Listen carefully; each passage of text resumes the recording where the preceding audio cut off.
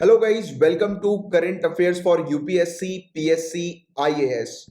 Guys, अगर आप UPSC civil services की तैयारी कर रहे हैं या किसी भी स्टेट सिविल सर्विसेज एग्जामिनेशन की तैयारी कर रहे हैं तो बिल्कुल सही जगह पर आप आए हैं। यहां पर सभी सोर्सेज से न्यूज को कवर किया जाता है, जैसे कि the Hindu, Indian Express, Times of India, Live Mint जैसे जो न्यूज़पेपर्स होते हैं उनकी न्यूज को कवर किया जाता है। पीआईबी की रिपोर्ट्स को डिस्कस करते हैं। राज्यसभा टेलीविजन में जो भी इंपॉर्टेंट डिबेट्स डिस्कशन आती हैं उनको लेक्चर के दौरान कवर किया जाता है। Even EPW, down to earth Yojana जैसी जो मैगजीन्स होती हैं उनके आर्टिकल्स को भी कवर करते हैं। तो आप डेली रेगुलर अगर क्लासेस को अटेंड करेंगे, रिलीजियसली क्लासेस को फॉलो करेंगे तो आपको 100% गारंटी सक्सेस मिलेगी और आपका 100% गारंटी सिलेक्शन होगा।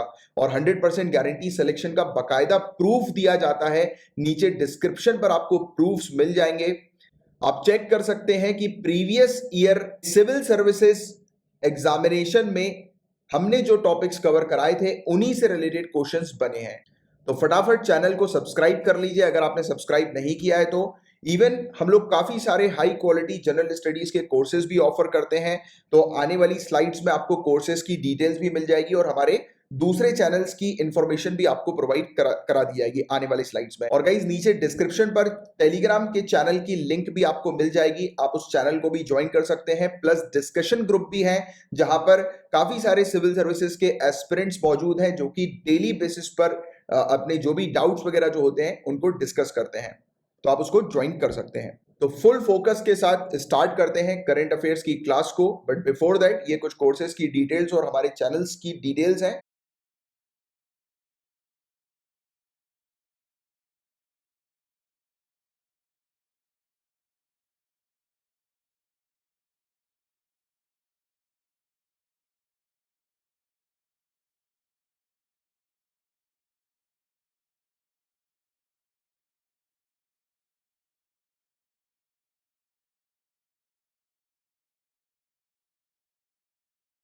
आने वाले कल के आईएएस आईपीएस ऑफिसर्स को मेरा नमस्कार। तो चलिए क्लास को स्टार्ट करते हैं। स्टार्ट करेंगे पेपर 1 के पहले टॉपिक से। Saint Vincent and the Grenadines की यहां पर बात हो रही है। तो गाइज, ये वाला जो टॉपिक है ये मैप के लिए बहुत इंपॉर्टेंट टॉपिक है, नहीं लोकेशन वाइज बहुत इंपॉर्टेंट टॉपिक है। तो हम सबसे पहले तो इसकी एक्यूरेट लोकेशन देखते हैं कि Saint Vincent and the Grenadines island जो है वो कहां पर है, इसको हम लोग समझते हैं। तो देखो गाइज, ये है हमारी धरती, ये ऐसे गोल घूम रही है। हम इंडिया की तरफ चलेंगे और मैं चाहूंगा कि अपन शिप से चलते हैं अपने इस आइलैंड के पास, क्योंकि शिप से चलोगे तो काफी सारी चीजें दिखाई देगी, राइट, और ये आपके एग्जाम में आपको हेल्प करेगी। तो मुंबई के पोर्ट से आपने निकाली शिप, बढ़िया सी शिप। आपने अरेबियन सी पर अपनी शिप उतारी। जो जो चीजें मैं बताते जा रहा हूँ वो चीज आपको स्क्रीन पर दिखती जाएगी, तो आप बस उस पर फोकस करना। फिर आपने यमन के नीचे और सोमालिया के ऊपर आप देखिए बीच में गल्फ ऑफ एडन आपको दिखाई दे रहा है, क्योंकि समुद्र का रास्ता ये पूरा। गल्फ ऑफ एडन पे आप जाओगे तो एक चीज मैं आपको दिखाता हूं। पहले तो ये जिबूती में हम लोग को एक बे दिखाई देता है, इस बे का नाम है गल्फ ऑफ तजोरा। गल्फ ऑफ तजोरा ये हम लोग को देखने को मिलता है, राइट। तो ये चीज आप लोग को थोड़ी सी ध्यान में रखनी है। फिर यहीं से ही जब आप रेड सी की तरफ अपनी जहाज जो है वो उतारोगे तो ये वाला जो एरिया आपको दिखाई दे रहा है ये है बाब अल मंदब स्ट्रेट। तो ये मंदब स्ट्रेट है। मैं एक बार जूम आउट करके फिर से आपको एक आइडिया देता हूं। देखो, आपने शिप निकाली, अरेबियन सी पे उतारी, गल्फ ऑफ एडन पे आए, आपको फिर मंदब स्ट्रेट दिखाई दिया। फिर आप कहां पर घुस गए? आप रेड सी के अंदर घुस गए। रेड सी में आपने अपनी शिप चलाई। यहां पर देखो दो पानी का एरिया आपको दिखाई दे रहा है, और ये वाला जो एरिया दिख रहा है आपको इजराइल के बगल में वी शेप वाला एरिया, मिडिल ईस्ट का जो एरिया हम लोग कुछ जिसे कहते हैं, ये वी शेप वाला जो एरिया आपको दिखाई दे रहा है ये किसके कंट्रोल में बताओ? इजिप्ट। ये वाला जो एरिया वी शेप का जो आपको दिखाई दे रहा होगा ना, गल्फ ऑफ स्विस जहां पर लिखा हुआ है, उसके ऊपर वाली खाली जमीन जो दिखाई दे रही है, तो ये हम लोग को इजिप्ट के कंट्रोल में देखने को मिलती है। तो ये चीज भी आप थोड़ी सी ध्यान में रखना। यहां पर देखो एक और गल्फ हम लोग को नजर आता है, गल्फ ऑफ अकाबा। आपको गल्फ ऑफ अकाबा की तरफ नहीं चलना है, आपको गल्फ ऑफ स्विस की तरफ चलना है। तो ये स्विस कैनाल की तरफ हम जाएंगे। अभी याद आ रहा है कुछ समय पहले स्विस कैनाल पर अभी एक जहाज जो है वो फंस गया था। तो ये देखो ये आपका आ गया, ये स्विस कैनाल आपको ये दिखाई दे रहा है, ठीक है, ये है आपका स्विस कैनाल।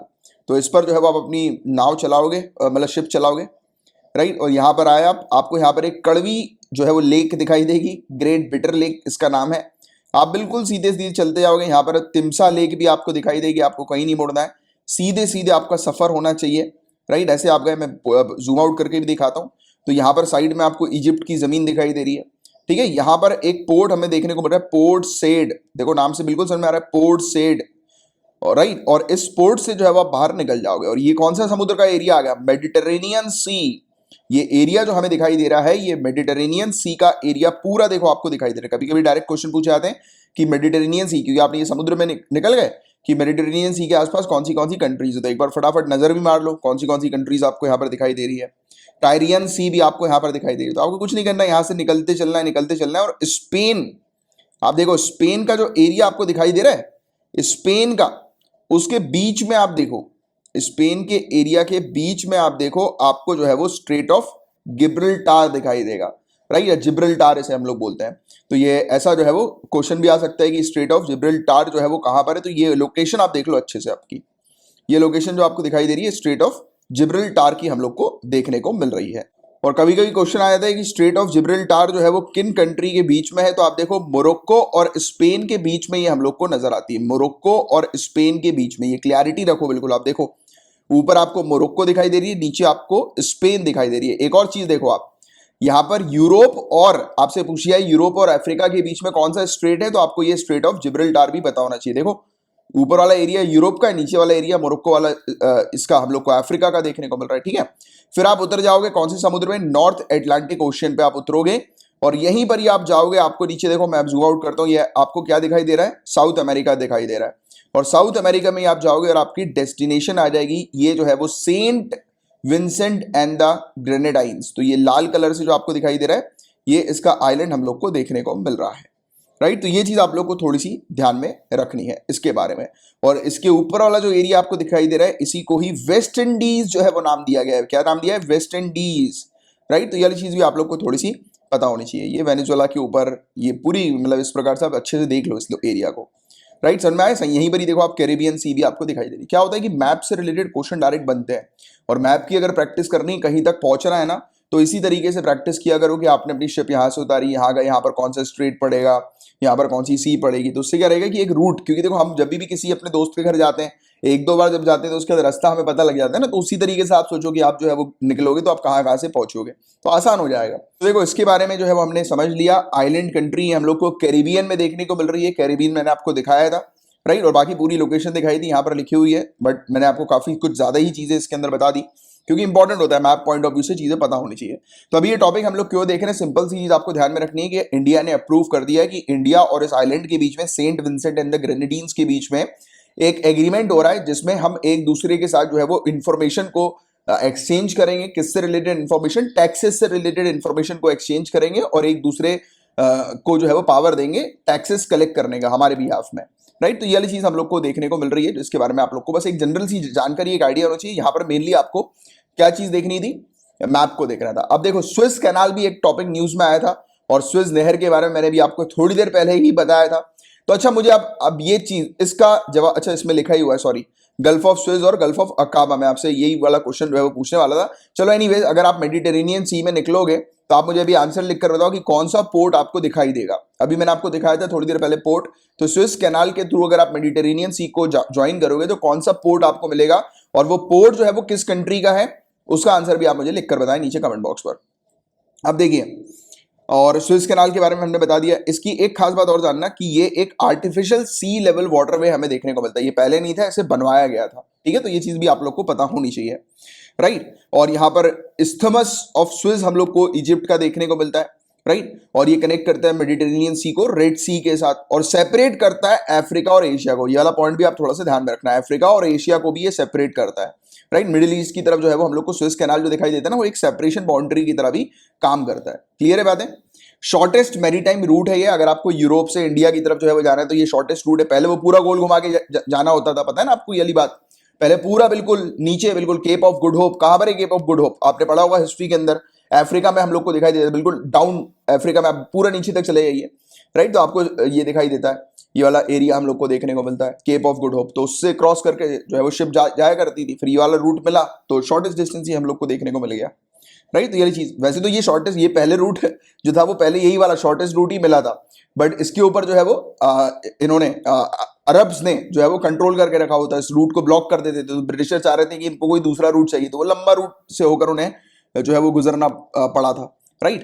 तो अगर पूछ दिया जाए इस प्रकार का भी क्वेश्चन कि ये शॉर्टेस्ट रूट पहले मिला था या लॉन्गेस्ट रूट, नहीं तो अक्सर लोगों की मेंटेलिटी होती है ना कि यार पहले गोल घूम के जाना पड़ता था, फिर हमें ये शॉर्टकट मिल गया तो इससे जाना जो है वो सही हो गया, राइट। बट ऐसा नहीं था। ब्रिटिशर को जो है वो पहले शॉर्टेस्ट रूट के बारे में पता था, बट उस रूट पर जो है वो अरब की मोनोपोली चलती थी, तो फिर वो चाह रहे थे पोर्चुगल की, यार अपन को जो है, ब्रिटिशर्स भी नहीं, पोर्चुगल यानी कि फर्स्ट, तो वही चाह रहे थे कि यार पहले जो है वो निकला जाए और पहले एक दूसरा रूट जो है वो खोजा जाए जिसके थ्रू जो है वो इंडिया पहुंच सके। तो फिर इस प्रकार से हम लोग को देखने को मिला कि वास्को ड गामा आया, और भी काफी सारे हम लोग को इस प्रकार के सेलर्स देखने को मिले थे जो गए थे। इस तरीके से आपको चीजों को रिलेट करते हुए पढ़ना है, जैसे क्या होगा, पढ़ाई में भी मजा आएगा और चीजें याद रख पाओगे, रिकॉल कर पाओगे। क्लियर है आपको यहाँ पर बातें। और देखो स्ट्रेट ये वाला जिसकी हमने बात करी अभी, रेड सी को जो ये कनेक्ट कर रहा है, हम जिसके बारे में बात करें, स्विस कैनाल, तो ये जो है गाइस, ये one of the world's most heavily use shipping lane हम लोग को देखने को मिलती है। 12% पूरे दुनिया भर का जो ट्रेड होता है वॉल्यूम वाइज, वो इसी रूट के थ्रू हम लोग को देखने को मिलता है। तो ये कुछ पॉइंट्स हैं जो आप अच्छे से क्लियर रखो अपने माइंड में। पोसोन, तो पोसोन उत्सव, क्वेश्चन आप आ सकता है, पोसोन उत्सव जो है वो किनका फेस्टिवल है? तो देखो पोसोन पाया भी इसे कहते हैं, एनुअल फेस्टिवल है, हर साल ये फेस्टिवल मनाया जाता है, किनके द्वारा? श्रीलंकन बुद्धिस्ट के द्वारा। एक क्वेश्चन है आप लोगों के लिए, इसका आंसर नीचे कमेंट बॉक्स में लिखकर बताएं कि भगवान बुद्ध क्या श्रीलंका गए थे? भगवान बुद्ध क्या श्रीलंका गए थे? इसका आंसर लिखकर बताइए। और अगर नहीं गए थे तो श्रीलंका पर बुद्धिज्म जो है वो किसके द्वारा स्प्रेड किया गया? कौन था वो जिसने बुद्धिज्म को श्रीलंका में स्प्रेड किया था? तो बुद्धिज्म का टॉपिक मैं डिटेल में ऑलरेडी पूरा टॉपिक कवर करा चुका हूं। जो स्टूडेंट्स आज पहली बार नए जुड़े हैं, हमारा एक और चैनल है जनरल स्टडीज का, उस चैनल पर चले जाइए आप, आपको बुद्धिज्म का पूरा टॉपिक जो है वो मिल जाएगा। प्रीलिम्स पॉइंट ऑफ व्यू से क्या क्या फैक्ट्स आपसे पूछे जा सकते हैं वो पूरे के पूरे मैंने वहां पर बता दिए। और बाकी अगर आपको हिस्ट्री का डिटेल कोर्स चाहिए पूरा का पूरा, प्रीलिम्स मेंस दोनों का, तो आप डिटेल कोर्स को जो है वो ज्वाइन कर सकते हैं। कोर्स की डिटेल में लेक्चर के एंड में आपको प्रोवाइड कराऊंगा। तो देखो इसके बारे में और कुछ चीजें जानते हैं हम लोग। तो इस धार्मिक उत्सव, ये आपको पहली चीज तो क्लियर होनी चाहिए कि ये एक फेस्टिवल है जो श्रीलंकन बनाते हैं। पोसोन पाया या पोसोन उत्सव इसे कहते हैं। अब ये जो धार्मिक फेस्टिवल है, रिलीजियस फेस्टिवल है गाइस, तो ये इसलिए मनाया जाता है क्योंकि श्रीलंका के अंदर 3rd सेंचुरी में बुद्धिज्म अराइव हुआ था, बुद्धिज्म आया था, राइट, श्रीलंका के अंदर। और मिही ताले पर्वत, तो क्वेश्चन यहां से भी बनेगा कि मिही ताले पर्वत जो है वो कहां पर स्थित है? मिही ताले माउंटेन कहां पर है? तो श्रीलंका आपको ध्यान में रखना है। और यहां पर एक बौद्ध मठ कॉम्प्लेक्स हमें देखने को मिला जो स्थित है, राइट, बौद्ध मठ कॉम्प्लेक्स। वैसे आपसे ये पर्वत के बारे में पूछा जाएगा, राइट। तो यहां पर आया बुद्धिज्म और यहां पर एक मठ हम लोग को देखने को मिला जिसे बनवाया गया। और इस स्थान पर अरहत महिंदा थेरो, इन्होंने श्रीलंका के राजा को बौद्ध धर्म का उपदेश दिया था, राइट। तो ये चीज आप लोग को थोड़ी सी क्लियर रखनी है, नाम वगैरह थोड़े से पता होने चाहिए, राइट। और बुद्धिज्म 3rd सेंचुरी में श्रीलंका पहुंचा, ये चीज आपको क्लियर रहनी चाहिए, राइट, अच्छे से, बहुत अच्छे से। अब देखो आगे की चर्चा करते हैं। अब ब्लैक सी का ये टॉपिक है, अब मैं वापस आपको जो है वो जर्नी पे ले चलता हूं ब्लैक सी की। तो शुरुआत अपन अपने इंडिया से ही करेंगे, जो आपको यहीं से निकलना है, ठीक है। आप बैठे शिप पर, कहां पर? शिप पर बैठे आप, और बैठकर आप कहां पर जाओगे? अरेबियन सी की तरफ जाओगे। फिर से आपको गल्फ ऑफ एडन दिखाई देगा। फिर जिबूती के अंदर भी हम लोग को एक गल्फ देखने को मिलता है, गल्फ ऑफ तजोरा, राइट। और उसके बाद फिर ये वाला जो स्ट्रेट है, मंदब स्ट्रेट हम लोग को देखने को मिलता है, बाब अल मंदब स्ट्रेट। तो यहां से वापस आपने अपनी सैर जो है वो करी रेड सी के अंदर, और रेड सी के थ्रू वापस से फिर आपको जो है वो स्विस कैनाल मिल जाएगा, गल्फ ऑफ स्विस आपको मिलेगा, और दूसरी तरफ गल्फ ऑफ अकाबा आपको मिलेगा, ठीक है। फिर आप चलेगा यहाँ पर, आपको स्विस कैनाल मिल गया, स्विस कैनाल से पोर्ट साइड ये आपको यहाँ पर दिखाई दे रहा है, ठीक है। उससे आप बाहर निकले, कहां पर पहुंचोगे? मेडिटेरेनियन सी पर आप पहुंचोगे। तो ब्लैक सी, अब देखिए ब्लैक सी और मेडिटेरेनियन सी भी आपस में कनेक्टेड है, क्योंकि आप देखो पहुंच रहे हो ना मेडिटेरेनियन सी पर, अब उड़ के तो जाओगे नहीं, आपको जाना तो समुद्र से ही है। तो आप ब्लैक सी पर गए, आपने ग्रीस को देखा, ग्रीस के दर्शन, सॉरी ब्लैक सी कह रहा हूं, मेडिटेरेनियन सी पर गए, फिर आपने ग्रीस के दर्शन किए, राइट। वहां पर आपने देखा यहां पर एक एजियन सी भी हमें देखने को मिलती है। तो क्वेश्चन ये बनेगा बहुत बढ़िया सा, बताओ एजियन सी कहां पर है? जो टर्की और ग्रीस के बीच में हम लोग को देखो एजियन सी यहां पर देखने को मिलती है, ठीक है। तो ये चीज आपसे पूछी जा सकती है, राइट। इसके बाद फिर आप यहां पर गए, यहां पर जाकर अब आप क्या देख रहे हो? रास्ता देख रहे हो कहां से निकलेंगे? तो देखो ये वाले एरिया से जो है वो आप निकलना शुरू करोगे, आप अपनी शिप को जो है वो इस एरिया पर डालोगे, और आपको ये देखो कौन सा स्ट्रेट दिखाई दे रहा है? डार्डेनिल्स स्ट्रेट आपको दिखाई दे रहा है, डार्डेनिल्स स्ट्रेट। और डार्डेनिल्स स्ट्रेट जो है वो आप देख लो, जूम आउट करके भी मैं आपको दिखा देता हूं कहां पर आपको ये दिखाई दे रहा है। तो आप देखो बहुत अच्छे से, देखो इस्तांबुल आपको यहां पर दिख रहा है, टर्की वाला एरिया, तो यहीं पर ही हम लोग को ये टर्की पर ये स्ट्रेट देखने को मिलता है, डार्डेनल्स स्ट्रेट। डार्डेनल्स स्ट्रेट से आपने अपने शिप को गिराया किसके अंदर, सी ऑफ मरमरा के अंदर। तो क्वेश्चन ये भी आ सकता है सी ऑफ मरमरा, और यहां पर हम लोग ने एजियन सी जो देखी थी, ये देखो फिर से मैं आपको दिखाता हूं, ये देखो एजियन सी। तो क्वेश्चन आएगा सी ऑफ मरमरा और एजियन सी को कौन सा स्ट्रेट कनेक्ट करता है, तो आपको ये आंसर लिखना है डार्डेनल्स स्ट्रेट। ठीक है, तो इस तरीके के क्वेश्चन बनते हैं गाइस, और इस तरीके के क्वेश्चन का आंसर आप तभी कर पाओगे जब इस तरीके की जो मैं आपको प्रैक्टिस करा रहा हूं वो कर सकोगे। पहले मैं आपको बोलता था कि आप जो है मैप में जाकर देखो, फिर मेरे दिमाग में आया कि यार कहीं आप गलत तरीके से मैप की प्रैक्टिस तो नहीं कर रहे हो, फिर तब से मैंने ये प्रैक्टिस कराना शुरू करी। इसका फीडबैक आप चाहें तो दे सकते हैं कि आपको कैसा लगा। सी ऑफ मरमरा पे आप आए और आपने देखो इस्तांबुल जो है वो यहाँ पर आप देख रहे हो, राइट, यहाँ पर देखिए आप इस्तांबुल आपको दिखाई दे रहा है। आपको देखो ये वाली जो डॉटेड डॉटेड लाइन देखने को मिल रही है ना, ये कुछ नहीं है, ये हम लोग को इंटरनेशनल मैरीटाइम लाइन देखने को मिलती है, जिसके थ्रू ये समुद्र जो होगा वो किसका होगा, वो बांट दिया जाता है, राइट, किसके कंट्रोल में होगा। तो देखो ये बांट दिया गया। अब आपको जो ये पूरा एरिया दिखाई दे रहा है, ये कि टर्की जो है वो अपना कितना समुद्र के एरिया पर कंट्रोल कर सकती है, तो उसका बेसिकली कंट्रोल के लिए ये चीज की गई है। फिर आप देखो ब्लैक सी पर आ गया। अब क्वेश्चन आएगा कि ब्लैक सी और हम लोग को ये वाली जो सी ऑफ मरमरा देखने को मिलती है, उसके बीच में कौन सा स्ट्रेट है, तो ये वाला स्ट्रेट भी हम लोग को देखने को मिल रहा है, क्योंकि दो वाटर बॉडी को देखो ना, आप ध्यान से देखो, दो वाटर बॉडी को आपस में कनेक्ट कर रहा है। तो आप बिल्कुल जो है वो यहां पर मेंशन कर सकते हो, ये जो लिखा हुआ है यहां पर देखो, ये वाला जो एरिया आपको दिखाई दे रहा है, चॉर्नोमॉर्क्स ड्रेनिस, चॉर्नोमॉर्क्स ड्रेनिस, कभी कभी थोड़ी सी वो हो जाती है, मतलब इस प्रकार से वर्ड इस टाइप के इसके रहते हैं। तो देखो आप इससे निकले, इस स्ट्रेट से निकले और आप कहां पर पहुंच गए हो, आप देखो आपके डेस्टिनेशन पर पहुंच गए हो आप, ब्लैक सी जो आपका डेस्टिनेशन है। अब देखो इसमें और अच्छे से जो है वो कंट्रीज के नाम देख लो, यूक्रेन आपको दिखाई दे रही है, जॉर्जिया आपको दिखाई दे रही है, टर्की दिखाई दे रही है, बुल्गारिया दिखाई दे रही है, रोमानिया दिखाई दे रही है।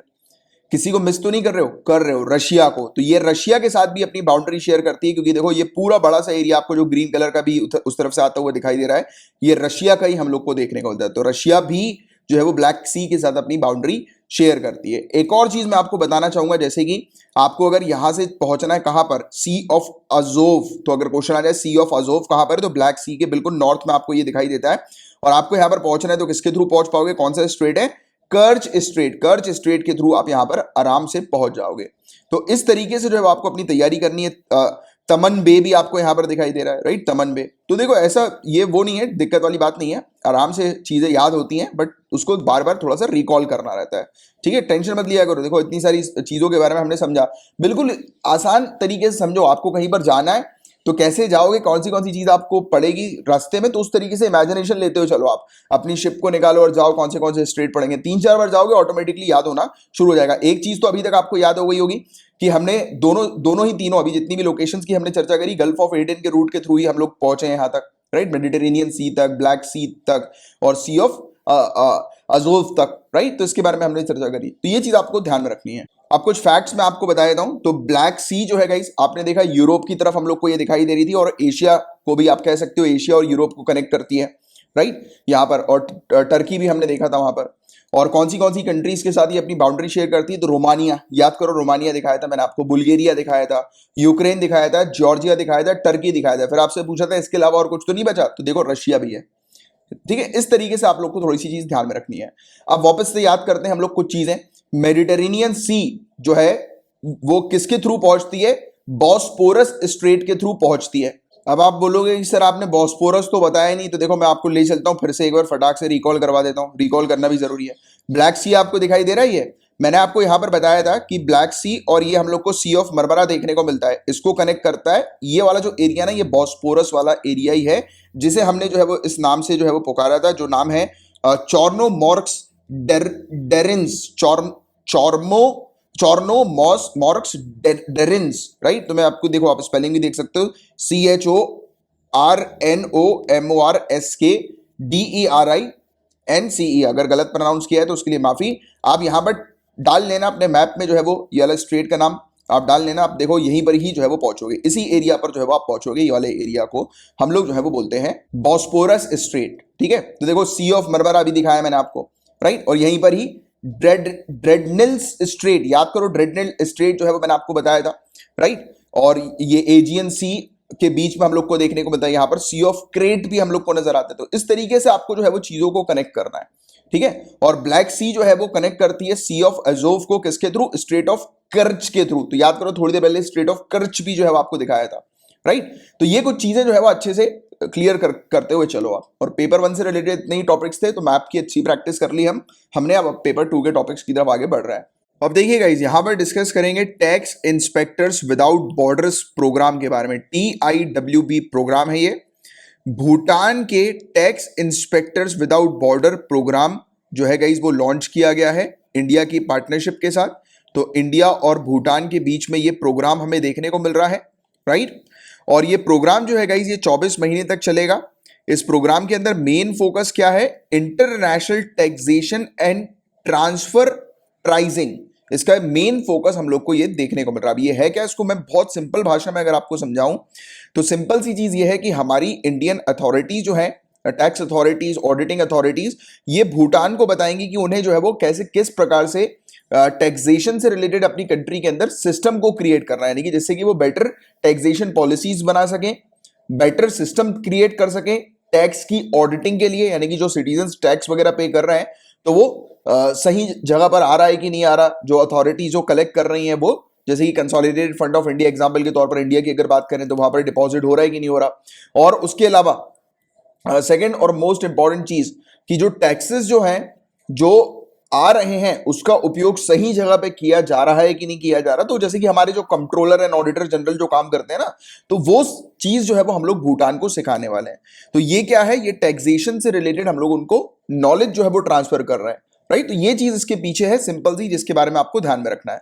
और अभी देखिए थोड़ी देर पहले मैंने भी आपको एक आइलैंड के बारे में पढ़ाया था, राइट। स्टार्टिंग की ही न्यूज हमारी थी, तो उसमें भी मैंने आपको बताया था कि जो है वो टैक्स ट्रांसफर, यानी कि टैक्स का नॉलेज वगैरह जो वो ट्रांसफर किया जाएगा, वो सेम चीज इस प्रकार की हमें देखने को मिल रही है।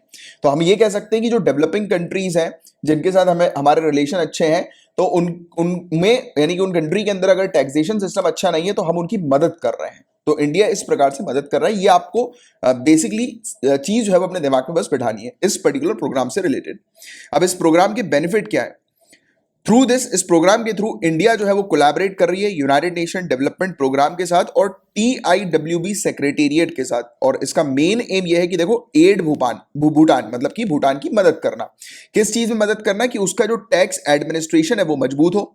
कैसे करेंगे हम, तो उसे technical know how and skill जो है वो ट्रांसफर करेंगे, राइट, उनके टैक्स ऑडिटर्स को। और कैसे होगा ये, तो हम बेस्ट ऑडिटिंग प्रैक्टिसेस जो है वो भूटान को शेयर करेंगे, राइट। तो ये चीज वही चीज जो मैंने भी आपको पूरी समझाई। अब TIWB प्रोग्राम ये है क्या गाइस, तो ये जॉइंट इनिशिएटिव हम लोग को देखने को मिलता है यूनाइटेड नेशन डेवलपमेंट प्रोग्राम के बीच में और organisation for economic cooperation and development के बीच में। इस TIWB इनिशिएटिव का मेन ऑब्जेक्टिव ये है कि टैक्स ऑडिट नॉलेज और स्किल्स को शेयर करना, किनके साथ, टैक्स एडमिनिस्ट्रेशन जो है डेवलपिंग कंट्रीज का उनके साथ। और targeted real time learning by doing approach के थ्रू करना है, मतलब कि उनको इस तरीके से उनका सिस्टम क्रिएट करना है कि कुछ समय तक हमारी अथॉरिटी जो है वो उनके टैक्सेशन सिस्टम को देखें, उसकी भी जांच करें, उनको सिखाएं कि कहां वो गलती कर रही है, मतलब साथ में बैठा करें, यानी कि आप कह सकते हो मेंटर करें उन्हें, राइट। तो ये वाली चीज हम लोग को इस प्रोग्राम के अंदर देखने को मिलती है। फोकस क्या है इसके अंदर, तो यहां पर प्रमोट किया जा रहा है हैंड ऑन असिस्टेंस, या फिर आप ये भी कह सकते हो कि हैंड होल्डिंग एक्सरसाइज, यानी कि हाथ पकड़ के उनको पूरी चीज जो है वो सिखाई जा रही है, मदद की जा रही है, राइट। हम अपने एक्सपर्ट जो है वो उनके पास भेजेंगे जिससे कि वो अपने ऑडिट और ऑडिट रिलेटेड स्किल्स जो है वो बिल्डअप कर सकें, राइट। और जनरल ऑडिट स्किल जो है वो डेवलप की जाएगी डेवलपिंग टैक्स एडमिनिस्ट्रेशन में। तो ये इसका मेन इनिशिएटिव हम लोग को देखने को मिलता है। UNDP और OECD का ये इनिशिएटिव है मेनली। और अभी हम लोगों ने इस इनिशिएटिव के लिए जो है वो कोलैबोरेट किया किसके साथ, भूटान के साथ, राइट। तो ये वाली चीज आप लोग को थोड़ी सी ध्यान में रखनी है इस टॉपिक से रिलेटेड, सिंपल सा ये टॉपिक है। अब बात करेंगे information fusion centre for Indian Ocean reason.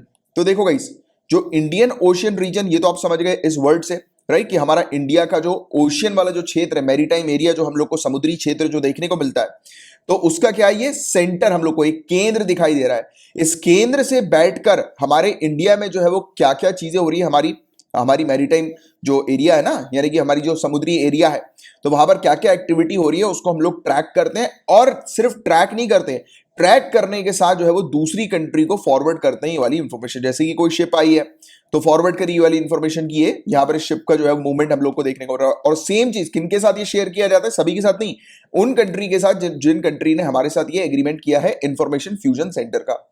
और इस सेंटर, ये सेंटर है कहां पर, केंद्र कहां पर है? तो आपको पता होना चाहिए कि गुड़गांव, यानी कि उसका नया नाम गुरुग्राम, हरियाणा के अंदर ये हम लोग को केंद्र देखने को मिल रहा है। तो सिंपल सी चीज अपने माइंड में ये बैठाओ, IFCIOR से रिलेटेड कि एक केंद्र है जहां से हम लोग पूरे हमारे इंडियन ओशन क्षेत्र को मॉनिटर करते हैं, उसकी इंफॉर्मेशन दूसरी कंट्री को देते हैं और दूसरी कंट्री का जो क्षेत्र है, मैरीटाइम क्षेत्र, उससे रिलेटेड वो इंफॉर्मेशन हमें देते हैं। तो इससे क्या होता है, कई बार जैसे कि आपको पता होगा समुद्री क्षेत्रों में हम लोग को ये लुटेरे देखने को मिलते हैं, पायरेट्स देखने को मिलते हैं, राइट, या फिर कई बार स्मगलिंग वगैरह होती है, राइट। तो वो सब चीजें आइडेंटिफाई की जाती है कि अगर कोई इलीगल मूवमेंट तो नहीं हो रहा, तो उसको ट्रैक करना, ट्रेस करना कि अगर कोई शिप आई है तो कहां से आई है, उसको तुरंत जो है वो पता लग जाए, रिकॉर्ड्स वगैरह उसके, राइट। तो उसके लिए ये चीज हम लोग को देखने को मिलती है। बेसिकली सिक्योरिटी को एनहेंस करने के लिए भी है और मॉनिटर करने के लिए भी है कि इंडियन ओशन क्षेत्र में किस प्रकार का मूवमेंट हमें देखने को मिल रहा है। तो यूके ने अभी एक लियासन ऑफिसर जो है वो अपॉइंट किया। अब आप बोलोगे सर ये लियासन ऑफिसर क्या होता है? तो जब भी ये वाला शब्द सुनो ना, लियासन, लायसन, इसका मतलब होता है मीडिएटर। ये एक मीडिएटर होते हैं। तो अब ब्रिटेन के एक ऑफिसर जो है वो हमारी कंट्री के अंदर रहेंगे, हमारे सेंटर पर रहेंगे और यहां पर रहकर जो है वो मतलब इंफॉर्मेशन को सीक करेंगे, यानी कि यहां पर इंडियन ओशन रीजन पर जो भी इंफॉर्मेशन हमारी मिल रही है हम लोग को और दूसरी कंट्री से जो आ रही है, तो उसको ये अपनी कंट्री के ऑफिशियल को जो है वो पहुंचाएंगे, राइट। तो ये इनका ये काम मेनली रहने वाला है, यानी कि इंडिया और यूके के बीच में इस क्षेत्र को लेकर कोऑर्डिनेशन के लिए ये ऑफिसर यहां पर अपॉइंटेड रहेंगे इंडिया के अंदर। तो यूके ने अपॉइंट कर दिया है Indian navy information fusion centre में, जो इंडियन ओशन क्षेत्र का हमें देखने को मिलता है, वहां पर अपने एक लाइसेंस ऑफिसर को जो है वो अपॉइंट किया है, राइट। और ये मैरीटाइम डोमेन अवेयरनेस से रिलेटेड हम लोग को देखने को मिल रहा है। अब इसके बारे में मैंने आपको ऑलरेडी आइडिया दे ही दिया कि Indian navy information fusion centre जो इंडियन ओशन क्षेत्र का है वो क्या है, तो उसका आपको आइडिया मिल गया। अब इसकी एक बार थ्योरी देख लो। तो 2018 में ये सेटअप हुआ था, ये चीज ध्यान में रखना है। ये कोऑर्डिनेट करती है किनके साथ? रीजनल कंट्रीज के साथ, जो भी मैरीटाइम इश्यूज वगैरह जो होते हैं उससे रिलेटेड, यानी कि जानकारी मिलती है, इंफॉर्मेशन मिलती है, जैसे मैंने अभी आपको एग्जांपल दिया था, और उसके अकॉर्डिंग कार्रवाई करती है ये। और ये रीजनल रिपोजिटरी, और जहां पर भी रिपोजिटरी शब्द सुनो, इसका मतलब है कि डेटा, एक डेटा बैंक हम लोग को देखने को मिल रहा है। तो मैरीटाइम डेटा की ये रिपोजिटरी है, यानी कि डेटा का कलेक्शन हम लोग को ये देखने को मिलता है। आप कह सकते हो एक प्रकार की लाइब्रेरी है जिसमें पूरी इंफॉर्मेशन हम लोग को मैरीटाइम एरिया की नजर आती है, इस क्षेत्र की, राइट। और फिर इस इंफॉर्मेशन को जो है वो शेयर किया जाता है। अब प्रेजेंटली आज की डेट में 21 पार्टनर कंट्रीज हैं जो कि लिंक है हमारे इस इनिशिएटिव के साथ, और 22 मल्टीनेशनल एजेंसीज हम लोग को देखने को मिलती हैं पूरे दुनिया भर में, जो कि इस इनिशिएटिव के साथ लिंक्ड है। और ये कहां पर है इसका सेंटर? तो गुरुग्राम इंडिया के अंदर है, जैसा मैंने भी आपको बताया था। इसके कार्य क्या होते हैं, रोल्स और फंक्शंस क्या होते हैं, किसके? लियासन ऑफिसर के। इंडियन नेवी फ्यूजन सेंटर के मैंने आपको बता ही दिया कि इसके रोल्स, रिस्पॉन्सिबिलिटी क्या क्या ये काम करती है, उसके बारे में आपको आइडिया लगी गया। अब ये जो ऑफिसर होते हैं इनका काम क्या होता है उसका भी मैंने आपको आइडिया दिया था, बट फिर भी थ्योरी में देख लो। तो ये फुल टाइम होते हैं। ये कहां पर रहेंगे? The officer will be based full time at the centre. तो ऑफिसर, पहले पॉइंट हमें पता लग गया कि ऑफिसर सेंटर में होने वाले हैं। किनके साथ काम करेंगे? हमारी इंडियन आर्म फोर्सेज हैं उनके साथ डायरेक्टली काम करेंगे और मैरीटाइम डोमेन अवेयरनेस को इस क्षेत्र में बढ़ाने का काम करेंगे पार्टनर नेशन के साथ, राइट। यानी कि पार्टनर नेशन ने इनको भेजा, तो ये अपनी यहाँ की इंफॉर्मेशन जो है वो अपनी कंट्री को भी प्रोवाइड कराएंगे, अपनी कंट्री से इंफॉर्मेशन हमें यहीं बैठे बैठे देंगे, यानी कि एक कनेक्टिविटी का काम करेंगे, डायरेक्ट कनेक्टिविटी का, राइट, यूके के साथ। और कितने आज की डेट में ऐसे ऑफिसर हम लोग को देखने को मिल रहे हैं? तो 13 कंट्री के ऑफिसर जो है उन्हें हम लोगों ने इन्वाइट किया था। जिन्होंने ऑलरेडी ज्वाइन कर लिया है वो है ऑस्ट्रेलिया, फ्रांस, जापान, यूएसए, और अब 5वीं कंट्री है यूके, जिनके ऑफिसर हम लोग को यहाँ पर इंडिया के अंदर देखने को मिलते हैं गुरुग्राम में। ठीक है, क्लियर हो गई यहां तक पूरी बातें?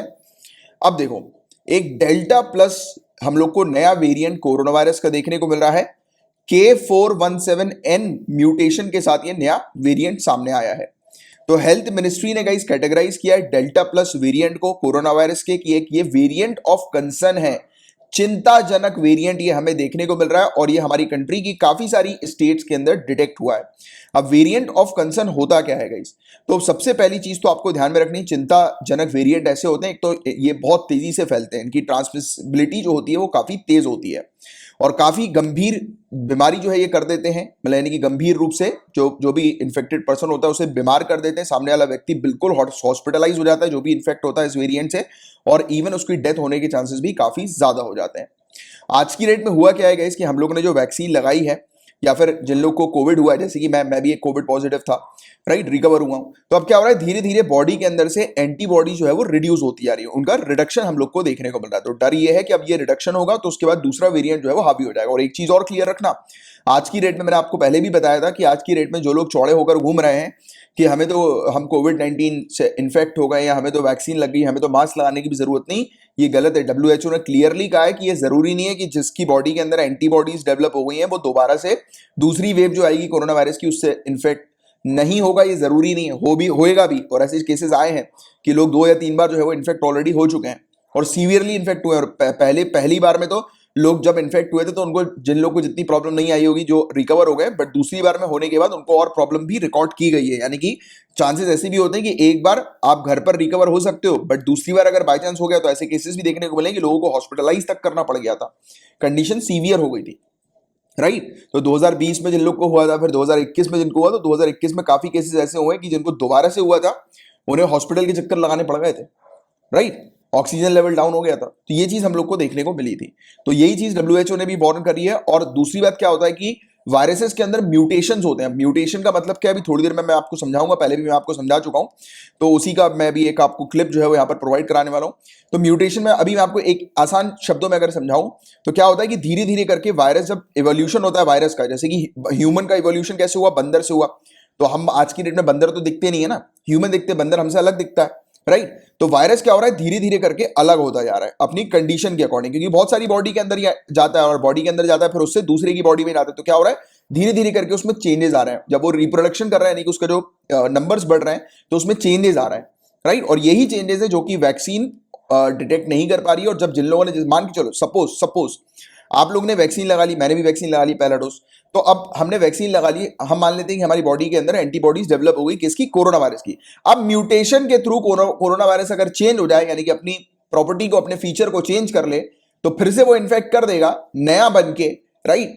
तो ऑब्वियस ही बात है कि वैक्सीन फिर कहां से काम करेगी। यही चिंता वाली बात है कि इफेक्टिवनेस जो है वो ट्रीटमेंट का या फिर वैक्सीन का या फिर डायग्नोस्टिक डिटेक्शन फेलियर्स का वो काफी कम हो गया है, राइट। तो ये चीज बताई जा रही है इस डेल्टा वेरिएंट के अंदर, राइट। और केस जो डेल्टा प्लस वेरिएंट का हम लोग को देखने को मिल रहा है, उसमें हेल्थ मिनिस्ट्री ने 3 कैरेक्टरिस्टिक्स आइडेंटिफाई करी है, आपको भी याद रखना है। एक तो ये बहुत तेजी से फैलता है, राइट। इसके अलावा लंग का जो सेल होता है ना, हमारे फेफड़े का जो सेल हम लोग को देखने को मिलता है, कोशिकाएं जो हम लोग को देखने को मिलती हैं, उनके साथ ये क्या कर रहा है, काफी स्ट्रॉन्ग बाइंडिंग कर रहा है। मतलब कि अब इसको, अगर ये इन्फेक्ट करेगा लोगों को, तो बहुत तकलीफ आ सकती है, कहां पर, रेस्पिरेटरी सिस्टम पर। तो ये चीज यहां पर बताई जा रही है। और मोनोक्लोनल एंटीबॉडी जो है वो रिड्यूस हो जाएगी, यानी कि हमारी बॉडी जो है वो एंटीबॉडी जो जनरेट करने की उसकी क्षमता है वो कम हो जाएगी, या फिर इतनी पर्याप्त मात्रा में एंटीबॉडी जनरेट नहीं हो पाएगी जो कि वो वायरस के ऊपर कंट्रोल हासिल कर सके।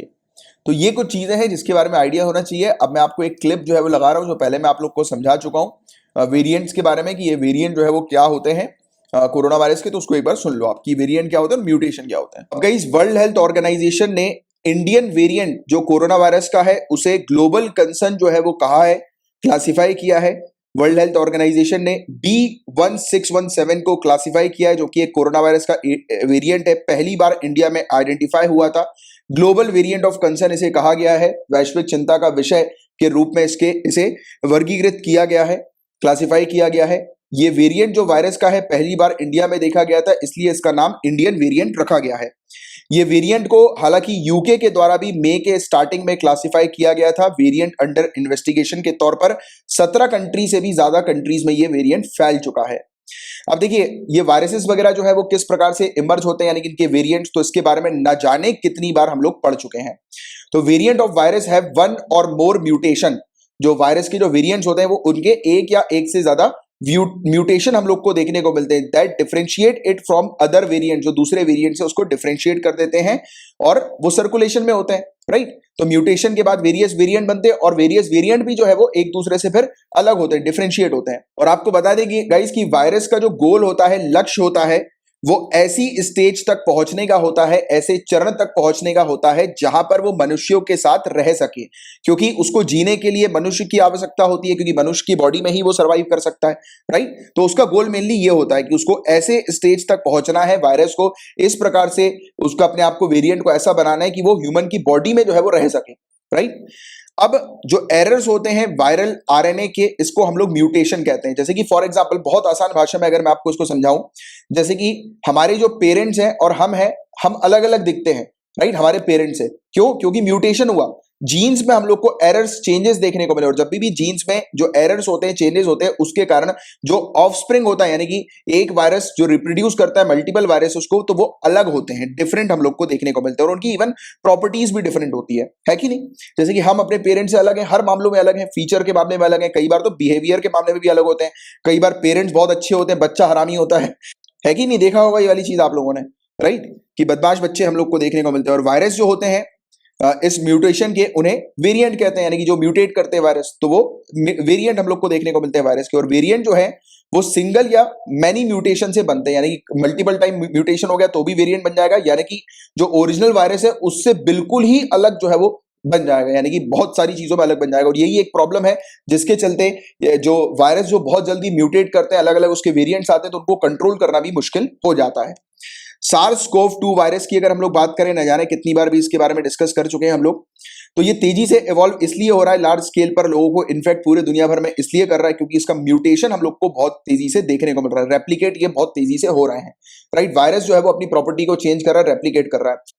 और B1617 वेरिएंट के E484Q और L425R, ठीक है, इस नाम के दो म्यूटेशन हम लोग को देखने को मिलते हैं, उत्परिवर्तनों हम लोग को देखने को मिलते हैं, इसकी पहचान की जा चुकी है। ये दोनों जो म्यूटेशंस हैं ये कई अन्य कोरोना वायरस वेरिएंट में अलग अलग पाए जाते हैं, लेकिन भारत में ये दोनों पहली बार एक साथ देखे गए हैं, यानी कि अलग अलग वायरसेस में अलग अलग ये इस प्रकार के म्यूटेशन दिख रहे थे, बट इंडिया के अंदर ये एक साथ रिपोर्ट किए गए हैं पहली बार, तो ये वाली चीज भी है। और वर्ल्ड हेल्थ ऑर्गेनाइजेशन ने क्या चिंताएं जो है वो इसको लेकर जताई हैं, तो बताया गया कि वेरिएंट ऑफ इंटरेस्ट जो है वो वेरिएंट ऑफ कंसर्न बन चुका है दो तरीकों से। पहला तरीका यह है कि if through a comparative assessment, यानी कि वायरस को अगर हम लोग कंपेयर करें, it has been demonstrated to be associated with increase in transmissibility और डेट्रीमेंटल चेंज इन कोविड-19 epidemiology, increase in virulence or change in clinical disease presentation or a disease in effectiveness of public health and social measure or available diagnostics, vaccine and therapeutics। अब देखो आसान भाषा में इस पूरी चीज को कि पहला जो चीज है जिसके कारण जो चिंता बनी है वो ये है कि एक तो इस वेरिएंट के अंदर फैलने की शक्ति जो है वो बहुत ज्यादा है, कि एकदम से ये फैलता है। अब जब ये एकदम से फैलता है तो प्रॉब्लम क्या करता है, ये अपने आप को चेंज कर लेता है, राइट। तो उसकी चेंज करने की जो क्षमता है वो काफी ज्यादा है। अब जब ये अपने आप को चेंज करेगा तो ऑब्वियस सी बात है कि वैक्सीन के लिए, दवाइयों के लिए, ट्रीटमेंट के लिए स्पेस बचेगी नहीं, क्योंकि जिस एरिया पर टारगेट कर रहे हैं ट्रीटमेंट के लिए या वैक्सीन के लिए, कि कोरोना वायरस के जिस एरिया पर टारगेट कर रहा है, अगर वो ही चेंज हो जाता है तो ऑब्वियस सी बात है कि वो दवाई या वैक्सीन तो लगेगी नहीं, राइट, उस पर असर नहीं करेगी। तो ये वाली भी एक चिंता जुड़ी हुई है। Alternatively a variant may be classified as variant of concern by WHO in consultation with WHO SARS-CoV-2 virus evolution working group। तो इसको वेरिएंट ऑफ कंसर्न जो है वो तब कहा गया जब WHO ने इस वर्किंग ग्रुप के साथ कंसल्ट किया और फिर जो है वो बात समझी कि हाँ ये वेरिएंट ऑफ कंसर्न अब बन चुका है, यानी कि चिंता वाला वेरिएंट जो है वो बन चुका है, राइट। मेन प्रॉब्लम ये है इस वेरिएंट के साथ, बहुत तेजी से ये जो है वो रिप्रोड्यूस करता है, बहुत तेजी से फैलता है, बढ़ता है, राइट। और बढ़ने के कारण ये चेंज होने लगता है, यानी कि म्यूटेशन करता है, उसमें चेंजेस आते रहते हैं। तो ये वाली एक बड़ी स्थिति हम लोग को इसकी देखने को मिलती है, जो कि चिंताजनक बताई जाती है। अब देखिए इस बात को हम लोग समझते हैं कि रैंक्ड चॉइस वोटिंग क्या होती है। बहुत इंपॉर्टेंट टॉपिक है ये, इसके बारे में थोड़ी सी आपको जानकारी रखना जरूरी है। अभी समझाऊंगा, पूरी चीज अच्छे से क्रिस्टल क्लियर हो जाएगी। न्यूयॉर्क सिटी ने उपयोग किया है रैंक्ड चॉइस वोटिंग का मेयर के इलेक्शन के लिए। अपने मेयर के इलेक्शन के लिए इन्होंने रैंक चॉइस वोटिंग का उपयोग किया है। जैसे हम लोग जो वोट डालते हैं, जैसे कि लोकसभा के लिए जो हम लोग वोट करते हैं, तो उसमें क्या करते हैं हम लोग, हमने वोट किया।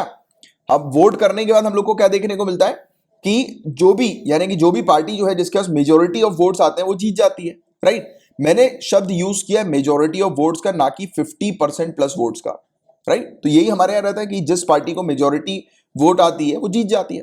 अब मेजोरिटी वोट में कुछ भी हो सकता है। मैं आपको एक फोटो दिखाना चाहूंगा, राइट। पहले आप इसको देख लो, फिर इसी फोटो से जो है वो मैं आगे समझाऊंगा आपको। अब मेजोरिटी का मतलब क्या हुआ, जैसे कि 4 पार्टी हैं, एक मिनट रुकना, जैसे कि हम लोग को 4 पार्टी देखने को मिल रही है, मेरे ख्याल से आपको ऐसे कर देता हूं तो सही दिखाई देगा, ठीक है, दिख रहा है ना सभी को। ये चार पार्टी है, येलो, रेड, पिंक और ग्रीन, ठीक है। अब इसको कितने वोट हासिल हुए? मात्र 36% वोट हासिल हुए हैं।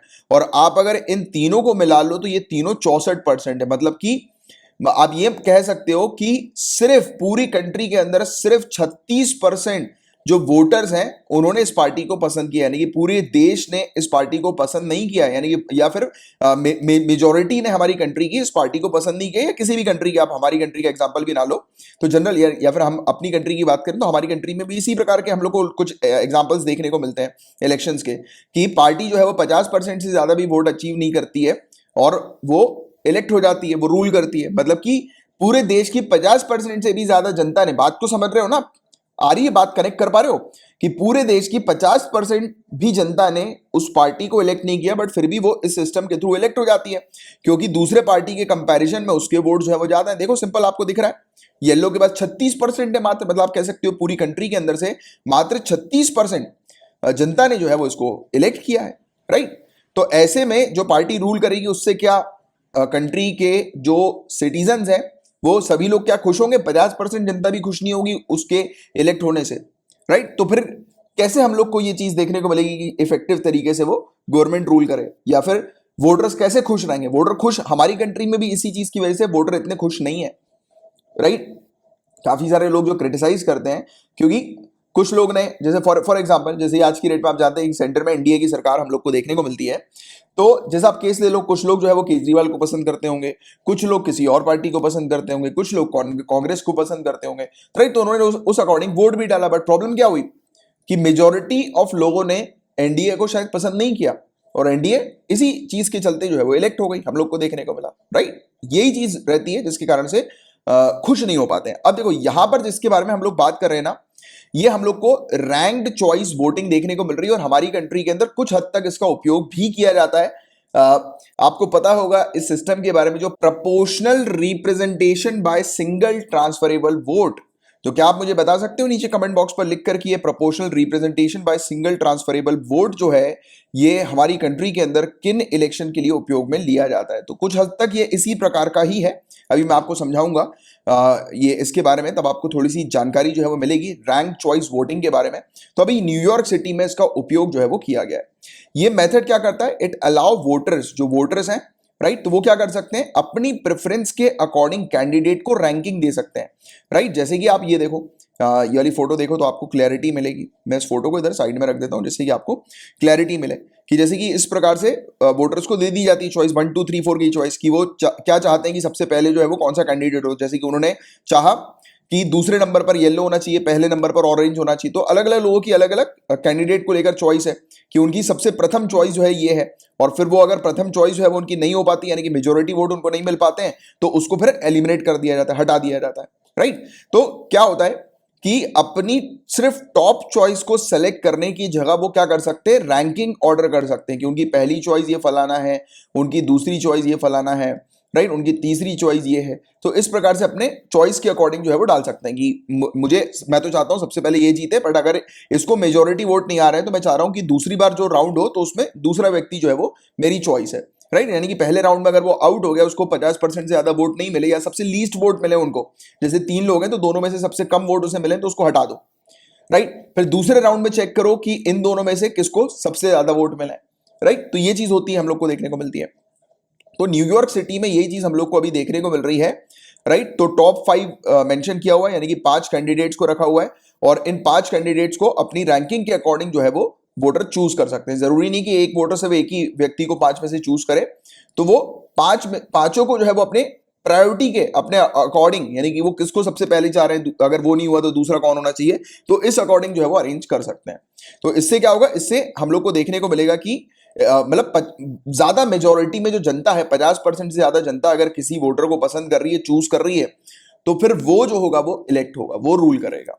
अब इसके पीछे बेनिफिट हम लोग को क्या देखने को मिलता है? तो रैंकिंग कैंडिडेट जो होते हैं गाइस, ये हालांकि होती काफी कॉम्प्लिकेटेड है, बट एडवोकेट का मानना यह है कि काफी अच्छी प्रोसेस है ये, और काफी एक्यूरेट प्रोसेस हम लोग को देखने को मिलती है, जिसमें मेजोरिटी की जो विल है, इच्छा जो है वो रिफ्लेक्ट होती है, कि मेजोरिटी किसे चाहती है कि वो रूल करे उनके बिहाफ में, राइट। और अगर किसी व्यक्ति को डायरेक्टली, जैसे कि पहला राउंड हुआ, किसी व्यक्ति ने 50% से ज्यादा वोट हासिल कर लिए, तो ऑटोमेटिकली मेजॉरिटी पॉपुलेशन उसे चाह रही है, पसंद कर रही है कि वो रूल करे। तो फिर उसके बाद क्या होता है कि वो उनकी फर्स्ट चॉइस काउंट की जाती है और उसके बाद हमें इलेक्शन देखने को मिलता है कि ओवर हो जाता है और कैंडिडेट जीत जाता है। बट ये किस केस में, जिसको 50% से ज्यादा वोट मिल गए। बट जैसा कि मैंने आपको दूसरा केस ये दिखाया था, आप देखो दूसरे केस में मैंने आपको क्या बताया था कि ये, जैसे कि मान लो इसके पास सिर्फ 36% ही वोट है बट फिर भी जीत गया, मतलब कि पूरी जनता की मात्र 36% ही, यानी कि पूरे कंट्री की मात्र 36% ही पॉपुलेशन इसे फेवर कर रही है, बाकी 64% पॉपुलेशन जो है वो नहीं चाह रही है कि ये जो है वो जीते, राइट, यानी कि ये रूल करे। तो हमने क्या देखा कि मेजॉरिटी जो जनता जिसे नहीं चाह रही है कि वो रूल करे, वो रूल कर रहा है, ये विनर हो गया, राइट। क्योंकि अगर इस तरीके से हम लोग देखें, जैसे कि 100% का केस है, ठीक है, 100 लोग हैं, 100 लोगों में से इन 4 लोगों को चुनना है, 100 लोगों को, 36 लोगों ने इसको चुन लिया, 21 लोगों ने इसको चुना, 27 ने इसको चुना और 14 ने इसको चुन लिया।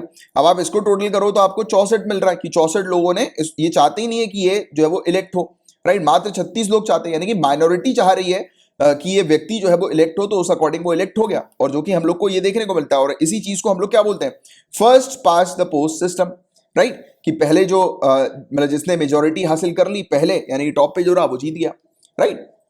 तो ये चीज हम लोग को जनरली देखने को मिलती है। बट जैसे मान के चलते हैं हम लोग इसी की बात करते हैं, यानी कि इसी प्रोसेस की बात करते हैं जिसमें इस प्रकार से जो है वो रैंकिंग दी जाती है कैंडिडेट्स को, राइट, यानी कि उनको ऑप्शंस दिए जाते हैं वोटर्स को, कि वोटर जो है वो अपनी चॉइस के अकॉर्डिंग जो है वो मार्क कर दो कि आपकी पहली प्रायोरिटी, दूसरी प्रायोरिटी, तीसरी प्रायोरिटी कौन होगी। तो जैसे मान लेते हैं कि सामने वाले व्यक्ति को, जैसे कि 4 लोग हैं और 4 में से जैसे ही फॉर एग्जाम्पल किसी को भी 50% से ज्यादा वोट नहीं मिले, जैसे फॉर एग्जाम्पल ये वाला केस, ठीक है, 36% वाला केस हम लोग देख रहे हैं कि किसी को भी 50% से ज्यादा वोट नहीं मिले। फिर क्या होगा, लोगों को क्या दिया जाएगा, इस प्रकार से टेबल दिया जाएगा, दिख रहा है ना ये वाला टेबल आप लोग को, कि जूम करके दिखा दूं एक बार, ये देखो, इस प्रकार से ये टेबल दे दिया जाएगा या पर्चे दे दिए जाएंगे कि आप जो है वो अपना ऑर्डर जो है वो मार्क कर दो। तो सामने वाले ने ऑरेंज को पहली प्रायोरिटी पे रखा, राइट, येलो को दूसरी पे रखा, पिंक को तीसरी में रखा और ग्रीन को चौथी में रख दिया, राइट। तो इस प्रकार से उसने क्या किया, अरेंज कर दिया कि वो जो है वो किनको चाह रहा है। अब देखो अब क्या होगा कि दूसरा राउंड हम लोग को देखने को मिलेगा। अब दूसरे राउंड पे एक व्यक्ति जिसे सबसे कम वोट्स मिले हैं, यानी कि पहले राउंड में 4 लोग हैं, 4 में से सबसे कम जिसे वोट मिले हैं उस कैंडिडेट को एलिमिनेट कर दिया जाएगा। अब वो आगे नहीं बढ़ेगा। अब इलेक्शन काउंट किया जाएगा किसके ऊपर, ये 3 लोगों के ऊपर हमें देखने को मिलेगा कि 3 लोगों की चॉइस जो है वो किस प्रकार की है, लोगों को देखा जाएगा, यानी कि कैंडिडेट के जो वोटर्स हैं उनकी सेकंड चॉइस को फिर से जो है वो सामने रखा जाएगा कि जो लोग जो चाह रहे हैं सेकंड चॉइस पर कि कौन होने वाले हैं, यानी कि सेकंड चॉइस उनकी जो है वो देखी जाएगी। फिर पहली चॉइस में जिसको कम वोट मिले उसको हटा दिया गया, फिर लोगों की सेकंड चॉइस देखी कि सेकंड चॉइस पे वो लोग किसको चाहते हैं कि कौन जो है वो विजेता बने।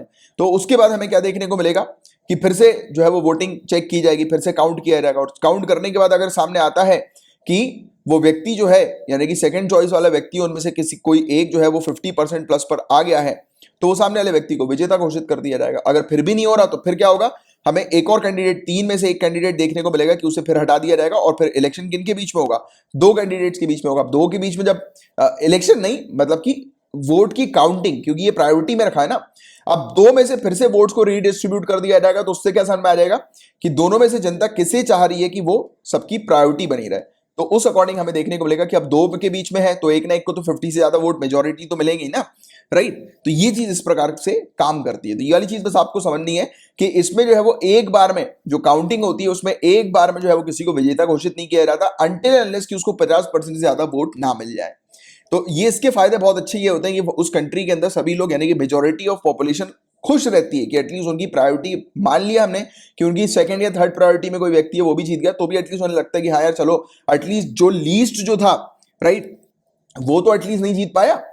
अगर मेजॉरिटी की अगर हम लोग बात करें तो मेजॉरिटी अगर नहीं चाह रही है कि लीस्ट कैंडिडेट ना जीते तो लीस्ट कैंडिडेट हटता जाएगा। तो इसमें मेन चीज क्या होती है, लीस्ट चॉइस को एलिमिनेट किया जाता है, राइट, और जो एप्रोप्रिएट चॉइस होती है उसको फिर सेलेक्ट कर दिया जाता है। तो देखो आप समझाने में इतना कॉम्प्लिकेटेड लग रहा होगा तो आपको भी थोड़ा सा जिस हिसाब से मैंने समझाया, हालांकि आपके दिमाग में चीज बैठ गई होगी कि किस प्रकार से ये प्रोसेस काम करती है, बट ये प्रोसेस थोड़ी सी कॉम्प्लिकेटेड है, राइट। आप चाहो तो अगर नहीं समझ में आ रहा तो फिर से रिवर्स करो, एक बार एक एक वर्ड मेरा ध्यान से सुनो, तब आपको चीज क्लियर होगी। अगर फिर भी नहीं समझ में आ रहा तो फिर से सुनो, उसको लिख लिख कर सुनो जो मैं बोलता जा रहा हूं, तो जिससे आप कनेक्ट कर जाओगे। वैसे तो मैंने जिस हिसाब से फोटो वोटो डाल के आपको समझाया है, ये वाली जो डाली है मैंने, तो उससे मेरे ख्याल से आपको जो है वो चीज दिमाग में बैठ गई होगी कि क्या इस पर्टिकुलर इस टाइप के इलेक्शंस में हम लोग को क्या चीज देखने को मिलती है, क्योंकि ये चीज अगर आप समझ जाओगे ना तो आपको जो है वो ये वाला जो सिंगल ट्रांसफरेबल वोट जो हम लोग को देखने को मिलता है ना हमारी कंट्री के अंदर, proportional representation by single transferable vote, तो ये भी आपको आसानी से समझ में आ जाएगा, क्योंकि लोग इसी में कंफ्यूज रहते हैं कि proportional representation by single transferable vote क्या होता है। क्योंकि first pass the post system सभी लोग को पता है कि यार जो विजेता हो गया यानी कि राउंड पर, यानी कि मेजोरिटी जिसके हाथ में आ गई, जिसके पास सबसे ज्यादा परसेंटेज ऑफ वोट आ गया वो जीत गया। अब सबसे ज्यादा परसेंटेज ऑफ वोट में ये भी तो हो सकता है ना कि 50% से कम वोट उस पार्टी को मिले हो, और ये होता ही है। मतलब कि एक कंट्री के अंदर 50% जनता भी उस पार्टी को जिताना नहीं चाह रही है, बट वो पार्टी जीत गई, रूल कर रही है, तो ये कहीं ना कहीं लूपहोल इसमें देखने को मिलता है, राइट।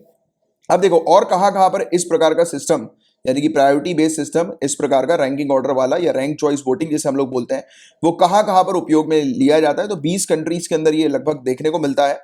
और इसका उपयोग ऑस्ट्रेलिया, आयरलैंड, माल्टा के द्वारा 20th सेंचुरी से ही किया जा रहा है, यानी कि उससे पहले भी आप कह सकते हो कि चल रहा है।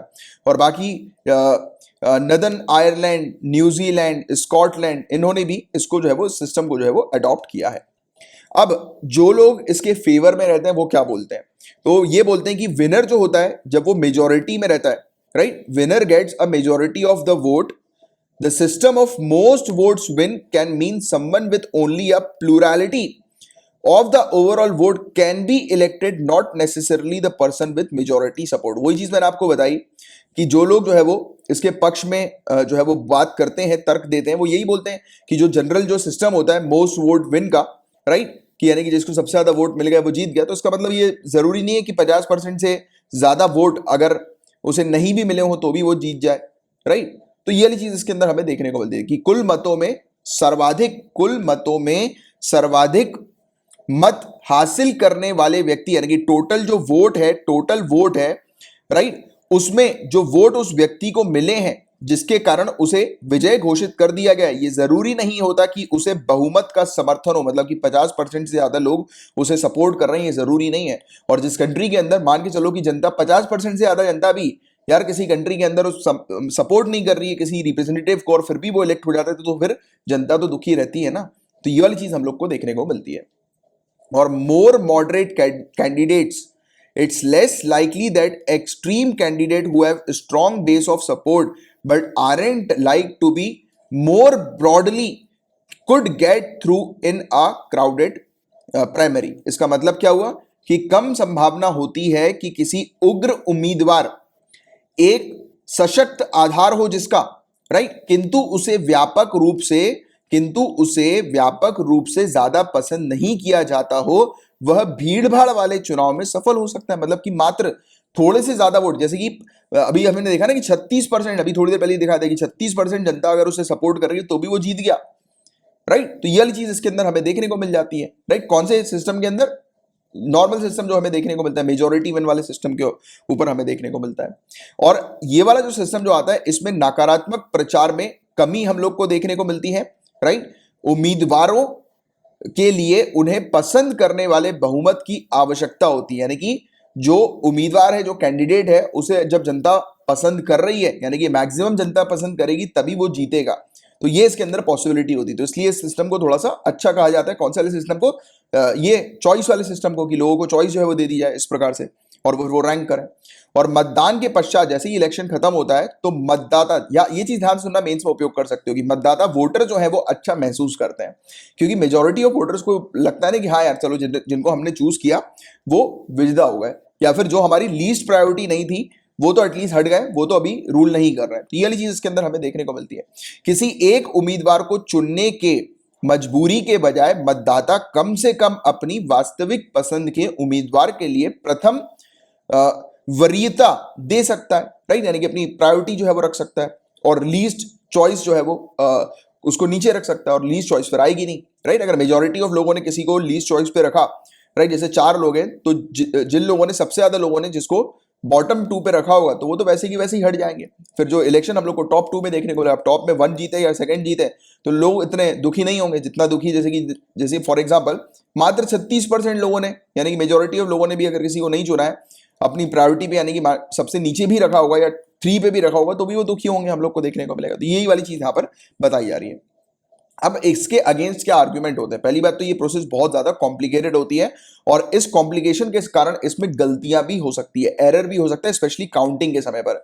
और इवन कहा यह भी जाता है कि काउंटिंग के टाइम पर अगर करप्शन हो जाए, यानी कि जो अथॉरिटी काउंट कर रही है वो अगर करप्टेड निकले और सिस्टम अगर प्रॉपर ना हो, तो बड़ा घोटाला जो है वो हो सकता है उस कंट्री के अंदर, यानी कि इजिली घोटाला किया जा सकता है। और it's less democratic because it एस्च्यूज, मतलब कि महत्व नहीं दिया idea of one person one vote, और वन पर्सन वन वोट का यहां पर आइडिया नहीं है, यानी कि एक व्यक्ति जो है वो चार लोगों को वोट दे सकता है अपनी प्रायोरिटी के अकॉर्डिंग। तो वो वाली चीज है कि इसके अंदर ये डेमोक्रेटिक वैल्यू बिल्कुल भी नहीं रखता, तो इसलिए इसको डिस्करेज भी किया जाता है।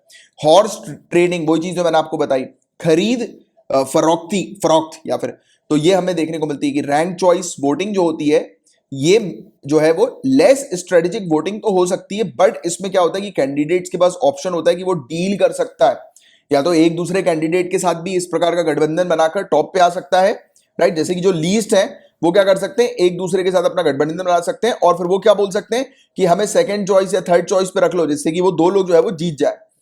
मतलब कि वोटर्स को बहका सकते हैं, वो बोल सकते हैं कि उन्हें सेकंड चॉइस पे जो है वो रख दिया जाए, फर्स्ट चॉइस पे ना रखें, यानी कि लोगों को बोलेंगे, वोटर्स को अपील करेंगे कि आप हमें पसंद कर दो, एक काम करो फर्स्ट पे मत रखना हमें, अगर आप हमें जिताना चाहते हो लो सेकंड या थर्ड पे रख दो। तो इस प्रकार से घोटाला हो सकता है। और दूसरी बात, वो जो काउंट करते हैं उनके साथ भी घोटाला इस प्रकार का किया जा सकता है। ये वाली चीज आप लोगों को ये कॉन्सेप्ट क्लियर रखना है बस। होपफुली आपको जिस प्रकार से मैंने समझाया होगा उस प्रकार से समझ में आया जरूर होगा। और गाइस समझ में आया करे, लेक्चर वगैरह अच्छे से पढ़ रहे हो, समझ में आ रहा है, तो एक बार कहीं ना कहीं शेयर कर दिया करो, रोज लाइक कर दिया करो, राइट। आप लोग लाइक भी जो है वो कम करते हो और शेयर कम, मैं क्या बोलूं, फिर भी कर दिया करो यार, अच्छा लगता है मुझे कि और भी अपने साथ लोग जुड़े, तो मुझे भी मोटिवेशन फील होता है। और बाकी आप लोग मुझे कमेंट्स करके, बहुत सारे मेरे स्टूडेंट्स हैं पर्सनली कमेंट भी आते हैं, कमेंट भी करते हो, मुझे बहुत मोटिवेशन मिलता रहता है, तो कमेंट भी जरूर करते रहा करो, फीडबैक जरूर देते रहा करो कि बढ़िया लग रहा है कि नहीं लग रहा। अब गाइस एंटार्क्टिक ट्रीटी के बारे में डिस्कस करते हैं हम लोग। तो देखिए 23 जून 2021 को 60वीं 68th एनिवर्सरी हम लोग को देखने को मिली थी एंटार्क्टिक ट्रीटी की, जो कि साइन हुई थी या फिर जो लागू हुई थी 23 जून 1961 को। तो ये लागू हुई थी 23 जून 1961 को, और 23 जून 2021 को इसकी 60वीं एनिवर्सरी किसकी, एंटार्क्टिक ट्रीटी की हम लोग को देखने को मिली थी, अंटार्कटिक संधि जिसे हम लोग कहते हैं। तो देखो इस समय हुआ क्या था, 12 कंट्रीज थी टोटल, ठीक है, 12 कंट्रीज। कोल्ड वॉर के मिड का समय था, 1960s के समय पर कोल्ड वॉर आप जानते हैं यूएसएसआर के बीच में चल रहा था। तो उसी समय एक नेगोशिएशन हुआ आर्कटिक के इंटरेस्ट पे, और ये एक सिंगल ट्रीटी हम लोग को देखने को मिलती है जो कि पूरे आर्कटिक कॉन्टिनेंट को गवर्न करती है। तो ये वाली चीज भी आप लोग को पता होनी चाहिए, सिर्फ आर्कटिक कॉन्टिनेंट के लिए एक ही इंटरनेशनल ट्रीटी है जो कि है आर्कटिक ट्रीटी, और ये फाउंडेशन है नियमों का जो इंटरनेशनल ऑर्डर के ऊपर आधारित है कि इस कॉन्टिनेंट पर किस प्रकार की एक्टिविटीज होंगी। तो अभी मैं आपको बताऊंगा कि इस ट्रीटी में क्या क्या चीजें शामिल किया गया था, क्योंकि इस कॉन्टिनेंट में हम लोग को कोई भी परमानेंट पॉपुलेशन नहीं देखने को मिलती। इतनी ठंडी वाली जगह में कौन रहेगा, कोई नहीं रहेगा, सिर्फ रिसर्च स्टेशन इसमें हम लोग को देखने को मिलता है। कुछ कुछ प्री एड में साइंटिस्ट रिसर्चर यहाँ पर आते हैं, अपनी रिसर्च करते हैं, वापस चले जाते हैं। और ट्रीटी जो है गाइस ये बहुत ही अलग एरा पर नेगोशिएट की गई थी, यानी कि कहाँ 1960s का समय और कहाँ आज का समय, कितना सब कुछ जो है वो चेंज हो चुका है, राइट। तो फिर भी ये बताया जाता है कि अभी भी जो है वो एंटार्क्टिक ट्रीटी का एक बहुत ही इंपॉर्टेंट रोल आज के समय पर भी देखने को मिलता है, राइट। वैसे तो काफी कुछ चेंजेस हो गए हैं टेक्नोलॉजी के मामले में, बहुत सारी चीजों के मामले में, जियो पॉलिटिकल वर्ल्ड में हम लोग को चेंजेस देखने को मिले। एक टाइम पर जो कंट्रीज एक दूसरे की दुश्मन हुआ करती थी, आज की डेट में एक अलाय बन गई। तो होता है ना कि समय के अनुसार धीरे धीरे चेंजेस होते हैं, तो उस पर भी इंटरनेशनली इफेक्ट पड़ता ही है, राइट। तो एंटार्क्टिक जो है गाइज वो टेक्नोलॉजी की वजह से और क्लाइमेट चेंज की वजह से भी आज की डेट में काफी ज्यादा एक्सेसिबल हम लोग को देखने को मिलती है, राइट। यानी कि इस जगह पर काफी सारी कंट्रीज का इंटरेस्ट भी है। अब क्यों इंटरेस्ट है ये आप सोचो, आज की डेट में क्या हो गया, फ्यूल, आज की डेट में फ्यूल की प्रॉब्लम आ गई है, फ्यूल कम हो गया है, राइट। आप जानते हैं कि पेट्रोलियम का रिजर्व जो है, या जो कन्वेंशनल फॉसिल फ्यूल्स है उनका रिजर्व कम हो गया, बट एक ऐसा क्षेत्र है एंटार्क्टिक जहां पर बताया जाता है कि बहुत भारी मात्रा में मिनरल्स मौजूद है जिसका उपयोग किया जा सकता है पावर जनरेशन के लिए। तो कहीं ना कहीं कंट्रीज कोशिश करती हैं कि इस जगह पर वो माइनिंग कर लें, but because of Antarctic treaty यहाँ पर अलाउड नहीं किया जाता ऐसी कुछ एक्टिविटीज को, राइट। और काफी सारी कंट्रीज जो है गाइस उनका इंटरेस्ट इस कॉन्टिनेंट पे बढ़ चुका है। पहले 12 कंट्री हुआ करती थी, आज की डेट में काफी सारी कंट्रीज इस ट्रीटी के अंदर हम लोग को देखने को मिलती है। जैसा मैं अभी आपको समझा रहा था, कुछ ग्लोबल रिसोर्सेज की जो कमी हो गई है, स्पेशली ऑयल की जो कमी हो गई है, तो उसकी भरपाई करने के लिए लोग एंटार्क्टिक की तरफ जो है वो देखते हैं, राइट। चाइना का भी इंटेंशन इस क्षेत्र पर हम लोग को नजर आ रहा है। चाइना ने 1983 में इस ट्रीटी को ज्वाइन किया था और कंसल्टेटिव पार्टी सलाहकार सदस्य 1985 में बन गई थी इसकी एंटार्क्टिक ट्रीटी की, चाइना। और एंटार्क्टिक माइनिंग जो है गाइस वो यहाँ पर आने वाले समय में हो सकती है, इसकी पॉसिबिलिटी है, तो इस पर जो है वो अटेंशन बढ़ाया जा रहा है, राइट। यानी कि इस पर अधिक ध्यान जो है वो दिया जाएगा इसी चीज को लेकर कि यहाँ पर लोग जो है वो इस जगह को देखेंगे कि इनको जो है वो रिसोर्सेज चाहिए, तो उसके लिए ये जगह जो है वो चाहेंगे लोग अलग अलग कंट्रीज वगैरह। और इसीलिए आर्कटिक में जो माइनिंग है, खनन जो है, इस पर प्रतिबंधों पर फिर से विचार करना बहुत ज्यादा जरूरत है, इनएविटेबल है इस चीज की, राइट। अब आर्कटिक ट्रीटी के बारे में एग्जैक्टली मैं आपको बताता हूं कि है क्या। तो ये ट्रीटी 12 कंट्रीज के बीच में साइन हुई थी, तो ये वाली चीज तो आप बिल्कुल क्लियर रखना। और कब साइन हुई थी? 1959 में। बट आप बोलोगे सर अभी थोड़ी देर पहले आप 1961 की बात कर रहे थे, कोई प्रिंटिंग मिस्टेक तो नहीं है? नहीं, मैंने बोला 1959 में साइन हुई थी, बट लागू हुई थी 1961 में, 23 जून 1961 को, राइट। और ये जो ट्रीटी थी इसका मेन मकसद ये था, ये वॉशिंगटन में साइन हुई थी, इसका मेन मकसद ये था कि आर्कटिक कॉन्टिनेंट जो है उसे डीमिलिटराइज जोन बनाना है। मतलब कि वहां पर किसी भी प्रकार से कब्जा करने के लिए कोई कंट्रीज ना आए, किसी प्रकार से मिलिट्री वगैरह वहां पर अपनी स्टैब्लिश ना करें, राइट। और सिर्फ देखो, ओनली साइंटिफिक रिसर्च, सिर्फ साइंटिफिक रिसर्च के लिए ही इस जगह का इस्तेमाल किया जाएगा। 12 कौन सी कंट्रीज थी जिन्होंने इसको साइन किया था? Argentina, Australia, Belgium, Chile, France, Japan, New Zealand, Norway, South Africa, Soviet Socialist Republic, आपको पता है कि ये रशिया की वहां पर बात हो रही है, और यूके और यूएसए। ये 12 कंट्रीज थी जिन्होंने आर्कटिक ट्रीटी को साइन किया। और 1961 में ये ट्रीटी जो है वो लागू हुई थी, जैसा मैंने भी आपको बताया, 23 जून 1961। और आज की डेट में कहा जाता है कि 54 कंट्री इसके हम लोग को ट्रीटी की सिग्नेटरी हम लोग को देखने को मिलती है। इसका हेडक्वार्टर हम लोग को अर्जेंटीना में देखने को मिलता है, ब्यूनोस एरीज में इसका हम लोग को हेडक्वार्टर देखने को मिलता है। और एंटार्क्टिका जो है गाइस, इसे डिफाइन किया गया है, एंटार्क्टिका कौन सा क्षेत्र है? तो 60 डिग्री साउथ जो लैटिट्यूड है, 60 डिग्री साउथ लैटिट्यूड के बाद जितनी भी जमीन है, यानी कि उसके नीचे जितनी भी जमीन है साउथ की तरफ, जितनी भी आइस शेल्व्स हैं, आइस शीट है, जो भी एरिया है वहां का, वो पूरा का पूरा एंटार्क्टिक के क्षेत्र में आ जाएगा। और इस ट्रीटी के अंदर क्या क्या चीजें मेंशन की गई? तो इसके आर्टिकल 1 में ये चीज मेंशन किया कि अंटार्कटिका का उपयोग सिर्फ पीसफुल पर्पस के लिए किया जाएगा, उसे डीमिलिटराइज करना मेन प्रायोरिटी थी। और इसमें यह कहा गया कि सभी कंट्रीज के पास यहां पर साइंटिफिक इन्वेस्टिगेशन करने की फ्रीडम है, छूट है, स्वतंत्रता है कि सभी कंट्री यहां पर आकर साइंटिफिक इन्वेस्टिगेशन जो है वो कर सकती हैं, यानी कि इस एरिया को साइंटिफिकली उपयोग कर सकती हैं। और यह भी कहा गया जो भी कंट्री, इसके आर्टिकल 3 में, कि जो भी कंट्री यहां पर कोई भी अपनी साइंटिफिक ऑब्जर्वेशन कर रही है, रिसर्च कर रही है, तो उसका जो भी डेटा होगा वो सभी के लिए ओपन करेगी, यानी कि उसको फ्रीली अवेलेबल बनाएगी, अपने पास छुपाकर नहीं रखेगी, राइट। और इसके अलावा इसका आर्टिकल 4 ये कहता है कि यहां पर किसी भी तरीके से, यानी कि किसी देश द्वारा इस जगह पर कोई नया दावा करने या मौजूदा दावे का विस्तार नहीं किया जाएगा। मतलब कि यहां पर कहा गया कि टेरिटोरियल सॉवरेनिटी जो है वो न्यूट्रलाइज कर दी गई है, कोई कंट्री ना क्लेम करेगी इस क्षेत्र पर किसी भी प्रकार का कि वो क्षेत्र जो है वो उस कंट्री का है, राइट। ना ही जो ऑलरेडी, यानी कि जिनके पास क्षेत्र होगा इसके आसपास के एरिया पर, तो उसको भी वो एक्सपेंड नहीं करेगी, राइट। तो ये क्लियरली जो है वो इसकी आर्टिकल 4 में मेंशन कर दिया गया। और किसी भी देश द्वारा किए जाने वाले दावेदारी संबंधी सभी विवादों पर रोक लगा दी गई है, यानी कि कोई भी कंट्री अगर क्लेम कर रही है कि ये एरिया जो है वो एंटार्क्टिक का वो उसके कंट्रोल में है, तो उसके ऊपर रोक लगा दी कि नहीं, ऐसा नहीं हो पाएगा, इस पर कोई भी डिस्कशन नहीं होगा, किसी प्रकार का नहीं होगा, पूरी चीज एज इट इज रहेंगी, आपके क्लेम को स्वीकारा नहीं जाएगा, ना रद्द किया जाएगा, उसको बीच में ही रखो। आप अब अपना क्लेम बोल रहे थे, अब बोलकर चुप हो जाओ, राइट। इस पर कोई सोल्यूशन नहीं दिया जाएगा। और कोई भी डिस्प्यूट, यानी कि कोई भी विवाद अगर आता है, राइट, तो उसे कैसे एड्रेस किया जाएगा? तो इस ट्रीटी के फ्रेमवर्क को एक्सपेंड करके एड्रेस किया जाएगा। बाय चांस कुछ कंट्रीज के बीच में ज्यादा विवाद आ रहा है और गंभीर विवाद है, तो आप इस ट्रीटी के फ्रेमवर्क को एक्सपेंड कर सकते हो, यानी कि सिंपल भाषा में आप अमेंडमेंट कर सकते हो। जैसे कॉन्स्टिट्यूशन को अमेंड किया जाता है ना, उसमें कुछ चेंजेस किए जाते हैं, तो वैसे ही इसको विस्तार किया जाता है इस ट्रीटी के फ्रेमवर्क का, एग्रीमेंट्स के अंदर हम लोग को ये देखने को मिलता है। और इसी को एंटार्क्टिक ट्रीटी सिस्टम जो है वो कहा जा रहा है। तो एंटार्क्टिक ट्रीटी सिस्टम क्या है कि उस ट्रीटी को बढ़ा दिया गया, यानी कि उसमें अंदर कुछ चीज शामिल कर दी गई। तो इसके अंदर 4 मेजर इंटरनेशनल एग्रीमेंट्स हुए थे जिसमें एंटार्क्टिक ट्रीटी का विस्तार किया गया था। एक हुआ था 1959 में, एक हुआ था 1972 में, और 1972 में जो हुआ था वो एंटार्क्टिक सील्स आपको पता होगा वो प्रजातियां हम लोग को देखने को मिलती है सील्स, तो उनको प्रोटेक्ट करने के लिए, उनको कंजर्व करने के लिए किया गया था। फिर ऐसे ही 1980 में किया गया था कि जो मरीन लिविंग रिसोर्सेज हैं, यानी कि वहां पर जो जीवित रिसोर्सेज जितने भी हैं, तो उनको प्रोटेक्ट करना है एंटार्क्टिक क्षेत्र में। फिर 1991 में एक प्रोटोकॉल आया एनवायरमेंटल प्रोटेक्शन को लेकर कि एनवायरमेंट को प्रोटेक्ट करना है। तो ये सब चीजें इसके अंदर हमें देखने को मिली, तो इसके बारे में आपको एक आइडिया होना चाहिए, ठीक है। अब नेक्स्ट टॉपिक की तरफ आगे बढ़ रहे हैं हम लोग। नेशनल सिक्योरिटी एडवाइजर जो है हमारे अजीत डोवाल जी, इन्होंने प्रपोजल रखा है एक एक्शन प्लान, यानी कि प्रपोज किया है। ये प्लान जो है वो अभी ना जो है वो अप्रूव हुआ है ना कुछ हुआ है, सिर्फ इन्होंने प्रस्तावित किया है, ठीक है। तो ये चीज आप क्लियर रखो पहले। इन्होंने जो प्लान प्रपोज किया है वो पाकिस्तान बेस्ड टेरर ग्रुप्स लश्कर ए तायबा और जाइश ए मोहम्मद के अगेंस्ट किया है, राइट। और कहा है कि शंघाई कोऑपरेशन ऑर्गेनाइजेशन का पार्ट जो है वो इसे बनाया जाए कि किसी भी प्रकार से टेररिस्ट जो फंडिंग हो रही है, राइट, काफी सारी टेररिस्ट फंडिंग जो हमें देखने को मिल रही है उस पर रोक लगाई जाए। तो ये सब इन्होंने अपने प्रपोजल में मेंशन किया है। तो लश्कर ए तायबा और जाइश ए मोहम्मद की बात करेंगे तो इन्होंने काफी सारे टेरर अटैक किए हैं इंडिया के अंदर, इसके बारे में आप सभी लोग वाकिफ हैं।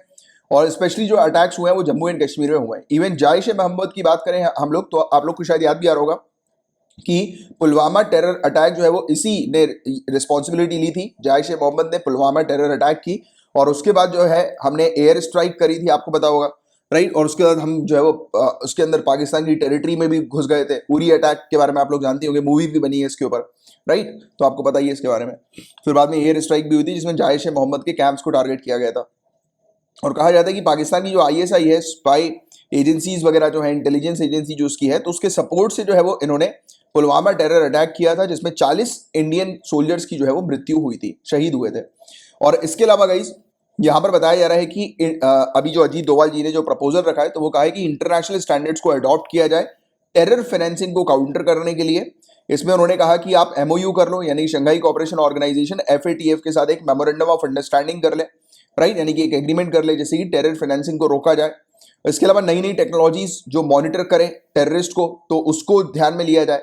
जैसे कि आज की डेट में टेररिस्ट जो है वो ड्रोन्स का उपयोग कर रहे हैं, डार्क वेब का मिसयूज कर रहे हैं। आपको डार्क वेब के बारे में पता है गाइस? तो जैसे कि जो आज की डेट में हम लोग जैसे इंटरनेट का उपयोग कर रहे हैं ना, वो कुछ भी नहीं है।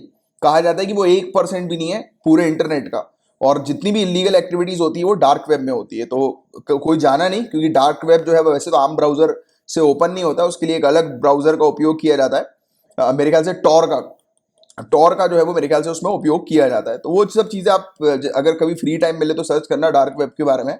और जितनी भी दुनिया भर की जितनी भी इलीगल एक्टिविटीज होती है, आप जितनी घटिया से घटिया हरकत सोच लो या जितनी भी इलीगल एक्टिविटी सोच लो, सब डार्क वेब में होती है, राइट। और एक डार्क वेब के अलावा भी और खतरनाक होता है डीप वेब। उस पर पूरे जितने भी स्मगलर्स होते हैं, अंडरवर्ल्ड के लोग होते हैं, सब उसके अंदर एक्सेस रहता है उनके पास उसका, और उस पर वो काम करते हैं। इस पर काफी सारी वेब सीरीज बनी है, मूवी बनी है। चलो एनीवेज आगे की बात करते हैं। तो artificial intelligence, social media, blockchain technology, इस पर जो है वो टेररिस्ट भी काम कर रहे हैं। तो इनको काउंटर करने के लिए, कदम उठाने के लिए कहा गया हमारे अजीत डोभाल जी ने। तो ये प्रपोजल रखे हुए हैं, राइट। अभी इसको एक्सेप्ट नहीं किया, जब किया जाएगा, जब कुछ नए इनिशिएटिव आएंगे एससीओ की तरफ से, तब हम लोग इसके बारे में डिस्कशन करेंगे। अब आपको एससीओ के बारे में कुछ बेसिक जानकारी पता होनी चाहिए, जो कि मैं अभी बताने वाला हूं आपको। इस टॉपिक को पहले हम लोग एससीओ का कवर कर चुके हैं। मैं आपके लिए एक क्लिप जो है वो यहाँ पर अटैच कर रहा हूँ। 2001 में इसका फाउंडेशन हुआ था। सिक्योरिटी, पॉलिटिकल और इकोनॉमिक ऑर्गेनाइजेशन है ये, कि सभी कंट्री यानी कि इस क्षेत्र की सिक्योरिटी के ऊपर फोकस करती है, इसलिए डिफेंस मीटिंग हम लोग को देखने को मिली। पॉलिटिकल के ऊपर फोकस करती हैं और इकोनॉमी के ऊपर, कि इकोनॉमी सिचुएशन जो है वो बरकरार रहे, सभी कंट्रीज के बीच में एक म्यूचुअल अंडरस्टैंडिंग जो है वो डेवलप रहे। इसका हेडक्वार्टर हम लोग को चाइना के अंदर देखने को मिलता है। ये एक मेजर यूरेशियन ऑर्गेनाइजेशन है। इसके अलावा पूरे दुनिया भर की आधी पॉपुलेशन जो है वो इन कंट्रीज की है, इन 8 कंट्रीज की, जो शंघाई कोऑपरेशन ऑर्गेनाइजेशन की मेंबर हम लोग को देखने को मिलती है। और ये नॉन परमानेंट नहीं है, ये परमानेंट नेचर की इंटर गवर्नमेंटल इंटरनेशनल ऑर्गेनाइजेशन है। इंडिया ने 2017 में शंघाई कोऑपरेशन ऑर्गेनाइजेशन को ज्वाइन किया था। इंडिया एससीओ की मेंबर है। इसकी 2 परमानेंट बॉडीज होती हैं शंघाई कोऑपरेशन ऑर्गेनाइजेशन की। एक इसका जो सेक्रेटेरिएट है वो चाइना के अंदर है, और दूसरा एग्जीक्यूटिव कमिटी इसकी राइट्स की, ये हम लोग को देखने को मिलती है उज्बेकिस्तान में, रीजनल एंटी टेररिस्ट स्ट्रक्चर। तो ये राइट्स भी जो है वो एससीओ का ही पार्ट हम लोग को देखने को मिलता है। और नाटो के काउंटर बैलेंस के तौर पर ये हम लोग को देखने को मिलती है। NATO, North Atlantic Treaty Organisation. Shanghai Cooperation Organisation की मेंबर कंट्रीज ये है 8, China, Kazakhstan, Kyrgyzstan, Russia, Tajikistan, Uzbekistan, India और पाकिस्तान। अब देखो, पीटर पैन सिंड्रोम की हम लोग यहां पर बात करेंगे, पीपीएस की हम लोग यहां पर बात करेंगे। तो बताया जा रहा है कि एक व्यक्ति जो है गाइस, उसके ऊपर आरोप लगा है कि उसने माइनर को, यानी कि 18 से नीचे की जो बच्ची है, उनको सेक्सुअली असॉल्ट किया है और मुंबई की स्पेशल कोर्ट ने उस व्यक्ति को, उस आरोपी को जो है वो कहा है कि वो पीटर पैन सिंड्रोम से जूझ रहा है, वो पीटर पैन सिंड्रोम से पीड़ित है। और हालांकि अभी कुछ ग्राउंड्स के आधार पर उसको जो है वो बेल दे दी गई है। आपसे क्वेश्चन में इसी प्रकार की चीज जो है वो सिविल सर्विसेज पूछती है कि बताओ पीटर पैन सिंड्रोम अभी न्यूज में था, क्या है ये, ऐसे क्वेश्चन आएंगे। तो ये सिंड्रोम है गाइस, ये 1900 का एक फिक्शनल कैरेक्टर का नाम है पीटर पैन, यानी कि एक हम लोग को फिक्शनल कैरेक्टर देखने को मिला था, राइट। और ये Scottish novelist James Matthew Barrie, इनकी जो नॉवल थी उसमें एक कैरेक्टर था, राइट। जैसे कैरेक्टर्स होते हैं ना अलग अलग व्यक्ति वगैरह जो हमें देखने को मिलते हैं, तो जेम्स मैथ्यू बेरी जो एक स्कॉटिश नॉवेलिस्ट है, तो उनकी एक किताब है जिसमें ये पीटर पैन नाम का व्यक्ति जो है वो एक फिक्शनल कैरेक्टर था। तो ये वाली चीज भी ध्यान में रखना, कभी कभी ऐसी चीज भी आ सकती है, राइट। तो ये एक ऐसा व्यक्ति था जो बहुत बेफिक्र था, लापरवाह था, एक युवा लड़का, केयर फ्री यंग बॉय था, जो कभी बड़ा ही नहीं हुआ, ग्रो अप ही नहीं हुआ, राइट। मतलब कि एक ऐसा बच्चा जैसा होता है ना कि इंसान अडल्ट तो हो गया बट उसकी हरकतें पूरी बचकानी है, राइट। वो मैच्योर नहीं है, अडल्ट की तरह बिहेव नहीं करता है। तो जो भी लोग इस प्रकार का बिहेवियर अपना लेते हैं या फिर उनका बिहेवियर ऐसा हो जाता है, केयर फ्री लाइफ जीते हैं, बेपरवाह वाली लाइफ जीते हैं, उनको वो रिस्पॉन्सिबिलिटी को एक जो है वो चैलेंज मानते हैं एडल्टहुड में। यानी कि कैसा चैलेंज, मतलब कि उनके ऊपर अगर कोई रिस्पॉन्सिबिलिटी आती है तो उसको वो बिल्कुल वो नहीं करते, यानी कि उसको अपनाते नहीं, आप ये कह सकते हो, राइट। तो ये चीज हमें देखने को मिलती है, फाइंडिंग रिस्पॉन्सिबिलिटी चैलेंजिंग इन अडल्टहुड। उनको जो भी रिस्पॉन्सिबिलिटी लगती है वो चैलेंजिंग लगती है, अरे बेकार है, कुछ मतलब अडल्टहुड यानी कि बड़ा होना ही उनके लिए बेकार लगता है, राइट। और वो कभी भी ग्रो नहीं होते, ग्रो अप नहीं होते, यानी कि बड़े नहीं होते कभी भी। और ये ऐसी जो चीज होती है उसको पीटर पैन सिंड्रोम जो है वो कहा जाता है। तो ये वाली चीज आप लोग को थोड़ी सी ध्यान में रखनी है। और ये चीज भी ध्यान में रखो कि वर्ल्ड हेल्थ ऑर्गेनाइजेशन ने इसको हेल्थ डिसऑर्डर रिकॉग्नाइज नहीं किया। अगर स्टेटमेंट आ जाए कि पीटर पैन को WHO ने अभी रिसेंटली हेल्थ डिसऑर्डर रिकॉग्नाइज किया, तो वो स्टेटमेंट गलत हो गया, क्योंकि पीटर पैन जो डिसऑर्डर है ये अभी हमारी मुंबई की स्पेशल कोर्ट ने एक आरोपी को जो है वो मतलब मेंशन किया उसको कहते हुए कि ये पीटर पैन डिसऑर्डर से जूझ रहा है ये व्यक्ति। अब देखो चिंता वाली बात क्या है, इसको हम लोग समझते हैं। सोशल साइकोलॉजिकल फिनोमेना ये देखा जा रहा है, एक प्रकार की मेंटल हेल्थ कंडीशन है जो कि एक इंसान की क्वालिटी ऑफ लाइफ को अफेक्ट करती है, उसके डेली रूटीन को अफेक्ट करती है, उसके रिलेशनशिप को, उसके वर्क एथिक्स को, और उसका एटीट्यूड भी काफी ज्यादा जो है वो चेंज हो जाता है, बचकानी उसकी हरकतें हमें देखने को मिलती है। तो कौन अफेक्ट होता है इससे? तो देखो, who do not want or feel unable to grow up, ऐसा व्यक्ति जो कभी बड़ा होना खुद से चाहता ही नहीं है, राइट। वो अडल्टहुड को बेकार समझता है कि अरे बड़ा होना बेकार है, बच्चे ही रहो वो अच्छा है, राइट। वैसे हम लोग अक्सर एक टर्म का उपयोग करते हैं कि हमेशा सभी इंसान में कोई ना कोई एक बच्चा जीवित रहना चाहिए, राइट। एक ऐसा टर्म यूज करते हैं हम लोग, बट वो कब रहना चाहिए? वो कुछ समय के लिए, हमेशा नहीं, राइट। क्योंकि हमेशा जो है आपको मैच्योर की तरह बिहेव करना होता है, क्योंकि ऐसा इसलिए टर्म यूज किया जाता है कि हर एक इंसान के अंदर एक बच्चे को जीवित इसलिए रखना चाहिए कि जिससे वो हैप्पी रहे हमेशा। यानी कि कोई भी उसकी लाइफ में अगर कोई दुख आए तो वो उस दुख को इतना ज्यादा लोड ना ले जितना कि जैसे बड़े लोग ले लेते हैं ना, तो इसलिए ऐसा कहा जाता है अक्सर, राइट। जैसे आप भी सिविल सर्विसेज की तैयारी कर रहे हैं, यू ऑल आर मैच्योर, आने वाले समय में आप ब्यूरोक्रेट बनेंगे, टॉप मोस्ट ऑफिसर बनेंगे, तो मैच्योरिटी आपके अंदर रखनी है। बट ऐसा होता नहीं कि आप मैच्योरिटी का मतलब ये नहीं कि अपने जो है फैमिली के साथ सामने ही जो है वो बैठ के एकदम अच्छे मैच्योर की तरह बिहेव करो, बिल्कुल ऑफिसर लाइक। देखो क्या होता है कि जो फैमिली के साथ जैसा आप रह रहे हो तो वो एक बच्चों की तरह रहो तो वो ज्यादा अच्छा रहता है, राइट। तो वो डिपेंड करता है केस टू केस कि आप जो है वो किस सर्कमस्टेंस में हो और उस सर्कमस्टेंस में आपको कैसे बिहेव करना है, तो दैट इज मोस्ट इंपॉर्टेंट। और मैच्योरिटी इसी चीज को एक्चुअल में कहा जाता नहीं। तो कुछ लोग होते हैं वो मैच्योर बनने के चक्कर में अपने रिलेशनशिप भी जो है वो खराब कर देते हैं। तो मेरी आपसे यही एडवाइस है कि इस तरह की पर्सनालिटी मत बनो, पर्सनालिटी ऐसी बनो कि आप सभी लोग आपको जो है वो पसंद करें। आप सिचुएशन के हिसाब से जो है वो अपने अंदर चेंजेस आओ। जैसे गंभीर सिचुएशन है तो आप मैच्योरली उसको कैसे हैंडल करना है तो वो जानो। अगर मस्ती भरा माहौल है तो उसमें बिल्कुल एकदम मुंह बना के बैठे रहोगे तो क्या मतलब, अपने आप को ऑफिसर बना के मुंह बना के बैठ गए, ऐसा वो मजा नहीं आएगा। मजा कब आएगा? जब आपके साथ रहने वाला जो व्यक्ति है वो अपने आप को रिलैक्स फील करे, एकदम आपको देखकर टेंशन ना लेने लगे फालतू की, क्योंकि आपको कल को ऑफिसर बनना है। ऑफिसर बनोगे तो आप तो यही चाहोगे ना कि आप जिस डिस्ट्रिक्ट में हो उस डिस्ट्रिक्ट के लोग जो है वो आपको पसंद करें कि हाँ यार ये देखो ये कितना बढ़िया ऑफिसर है। आप अपने डिस्ट्रिक्ट में परेशान लोगों से जब बात करो तो उनको लगे कि हाँ यार ये तो परेशानी सुनने के लिए है, ऐसा नहीं कि हाँ बताओ चलो हाँ ठीक है कार्रवाई कर देंगे। वो सिनेरियो जो है वो सही नहीं होता, एक ऑफिसर के लिए बिल्कुल ठीक नहीं होता। और उसमें क्या होता है कि कई बार ये सब चीजें जब देखी जाती है ना सीनियर मोस्ट ऑफिसर्स के द्वारा, तब फिर उसमें जो होता है कि आपको वो पब्लिक रिलेशन वाली डायरेक्ट वो नहीं मिल पाएगी, राइट। तो वो वाली चीज इसके अंदर भी काउंट की जाती है, आपका पब्लिक रिलेशन कैसा है उसको भी देखकर अपॉइंट किया जाता है। तो होता है ना कि डायरेक्ट पब्लिक के साथ डीएम वीएम की जो पोस्ट हम लोग को देखने को मिलती है, आप देखना कि मैक्सिमम जो डीएम की पोस्ट होती है उसमें उनका रिकॉर्ड जो होता है ना ड्यूरिंग ट्रेनिंग, वो सब चीजें चेक की जाती है, रिकॉर्ड देखा जाता है कि कैसा है इसका पब्लिक के साथ रिलेशन किस टाइप का है, तो उसके बाद फिर उसे रिकमेंड किया जाता है ऐसी पोस्ट के लिए। वैसे तो बनते तो सभी हैं ऑलमोस्ट, एक ना एक टाइम पर किसी न किसी डिस्ट्रिक्ट का डीएम कलेक्टर तो मिल जाता है, बट कई बार काफी सारे लोगों को मिलता नहीं है। और फिर जब मिल जाता है और उसके बाद फिर आप मेंटेन करोगे तो एक अच्छा करियर जो है वो रहता है फिर, राइट। तो ये सब चीजें वो तो आगे चल के आप सीख ही जाओगे, अभी तो आपका मेन जो फोकस होना चाहिए वो एग्जाम क्लियर करने पे होना चाहिए, और ये सब चीजें भी आपको पता होनी चाहिए कि आपको अपने बिहेवियर को किस टाइप का रखना है, राइट। अब जैसे इंटरव्यू पैनल ही आपको अगर जब क्वेश्चन पूछे नॉर्मल सा, तो आप रिएक्ट करो, स्माइल करके रिएक्ट करो अच्छे से। बट हाँ, अगर कोई मैच्योर क्वेश्चन पूछ लिया आपसे, कोई बिल्कुल कंसर्न वाला सीरियस कंसर्न वाला क्वेश्चन पूछ लिया, राइट, जैसे आपकी डिस्ट्रिक्ट के अंदर किसी महिला के साथ दुर्व्यवहार हुआ है, तो आप किस तरीके से रिस्पॉन्ड करोगे? आप स्माइल करते हो बात करते हो, क्या स्माइल भी करना चाहिए बट सिचुएशन के अकॉर्डिंग। हमेशा बिल्कुल स्माइल करके बात करते क्या मतलब, फिर वो मजा नहीं आएगा, क्योंकि क्या होता है कि हर बार स्माइल इज नॉट गुड। तो वो सब चीज अभी आप सीखोगे आगे चल के, बट अभी से इन सब चीजों पर भी ध्यान दोगे ना तो अच्छा रहेगा आपको, क्योंकि आपका अल्टीमेट गोल क्या है, आपको एक ऑफिसर बनना है। तो उसकी तैयारी आपको अभी से करनी है। ऐसा नहीं है कि इंटरव्यू से आप 10 दिन पहले, 15 दिन पहले, 20 दिन पहले, 1 महीना पहले आप प्रिपेयर कर लो अपने आप को। वो कहीं ना कहीं जो आपके सामने जो सिचुएशन रखी जाएगी ना, तो वो तो इंटरव्यू पैनल को पता है यार, उन्होंने हजारों लोगों का इंटरव्यू देखा है, लिया है, राइट, देखा है लोगों को, राइट, इतने साल से सर्विस में है वो, सीनियर मोस्ट लोग, वो तुरंत पकड़ लेंगे कि आपकी रियलिटी क्या है। तो वो तो रियलिटी, पर्सनालिटी टेस्ट में क्या है कि आपकी पर्सनालिटी कैसी है वो देखते हैं वो, और वो निकालते हैं आपके अंदर से वाली चीज, कोशिश करते हैं ऐसी कुछ सिचुएशन आपके सामने रख दें, फिर उसमें आप कैसे रिएक्ट करते हो, दैट मैटर्स अ लॉट। और वो कब होगा, वो धीरे धीरे करके होगा, राइट। तो ये वाली चीज है। तो वापस आते हैं अपन अपने पीटर पैन सिंड्रोम के पास। तो देखो, एक बॉडी होती है एक इंडिविजुअल की, अडल्ट की, बट उसका जो माइंड होता है, दिमाग जो होता है, वो बच्चों की तरह होता है। They don't know how to और don't want to stop being children. उन्हें एक तो पता नहीं होता कि बच्चा बनना कैसे बंद करें, या फिर वो चाहते ही नहीं है कि बच्चा, उनको हमेशा रहना रहता है, राइट। और start being mothers and fathers, यानी कि माँ और बाप बनने के बाद भी वो इस तरीके के हो जाते हैं कि वो बचकानी हरकतें उनकी देखने को मिलती हैं। और सिंड्रोम जो है गाइस, वो किसी को भी अफेक्ट कर सकता है, irrespective of gender, race, culture, किसी को भी अफेक्ट कर सकता है ये वाला सिंड्रोम। और it appears more common among man, तो मतलब पुरुष जो है उनमें ज्यादा आमतौर पर ये देखने को मिलता है, राइट। तो ये वाली चीज है जिसके बारे में आपको एक आइडिया होना चाहिए।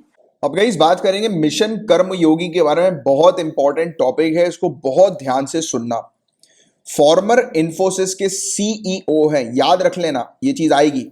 फॉर्मर इन्फोसिस के सीईओ SD शिबूलाल, और ये यूपीएससी स्टूडेंट के लिए भी मैं कह रहा हूं, मैं अक्सर नाम को याद करने के लिए मना करता हूं, बट इनका जरूर याद कर लेना, और स्टेट पीएससी के लिए तो बहुत इंपॉर्टेंट है। सीईओ SD शिबूलाल, इन्फोसिस के फॉर्मर सीईओ, ये हमें देखने को मिल रहा है। इन्हें चेयरपर्सन बनाया है एक 3 मेंबर की एक टास्क फोर्स का। अब ये 3 मेंबर की टास्क फोर्स का काम क्या होगा गाइस?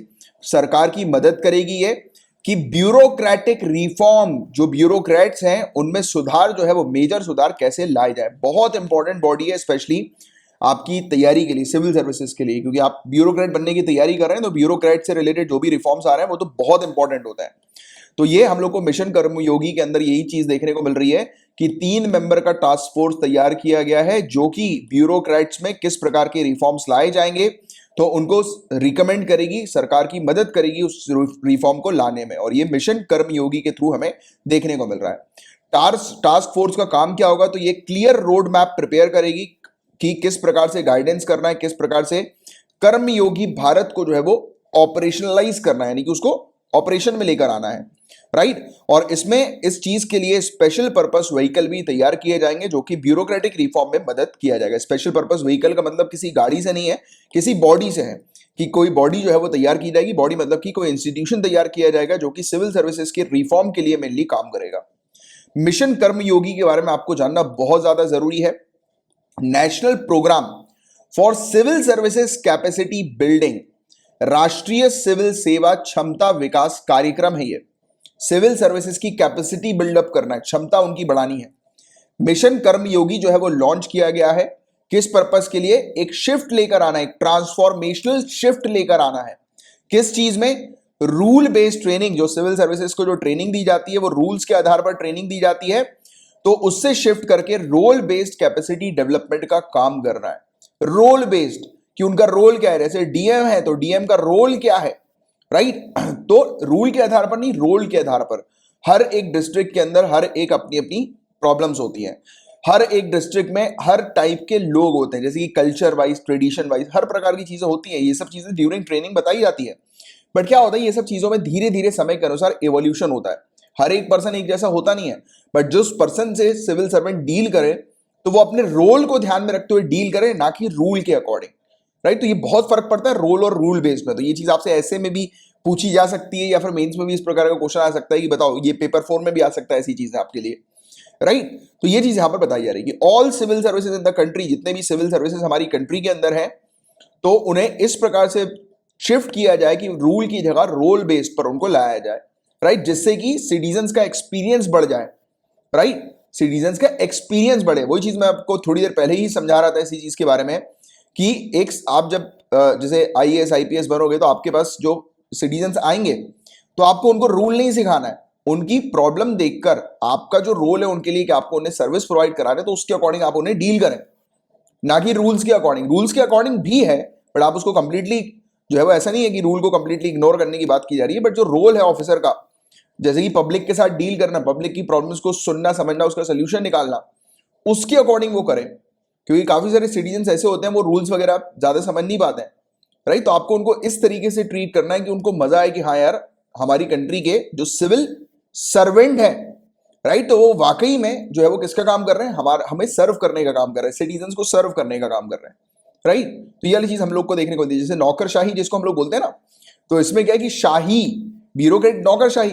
तो लोग जब ऑफिसर बन जाते हैं तो वो शाही जीवन जीते हैं। अब वो नौकर वाली चीज अपने माइंड से हटा देते हैं, राइट, वो शाही जीवन जीने लगते हैं।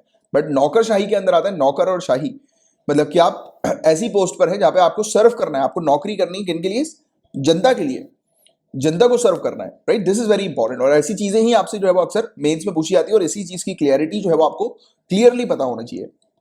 सिटीजन्स के एक्सपीरियंस को बढ़ाना है, राइट, गवर्नमेंट सर्विसेज के लिए इंप्रूव करना है कॉम्पिटेंट वर्कफोर्स को, यानी कि उनकी जो क्षमता है, राइट, उसको और अच्छा करना है और बढ़ाना है, नहीं कैपेसिटी बिल्डिंग का मेनली काम करना है। और कोड गाइडिंग प्रिंसिपल जो है इस प्रोग्राम का, कोर गाइडिंग प्रिंसिपल, मुख्य मार्गदर्शक सिद्धांत इस कार्यक्रम का जो है वो है ऑन साइट लर्निंग। वही चीज मैं आपको समझा रहा था, on site learning.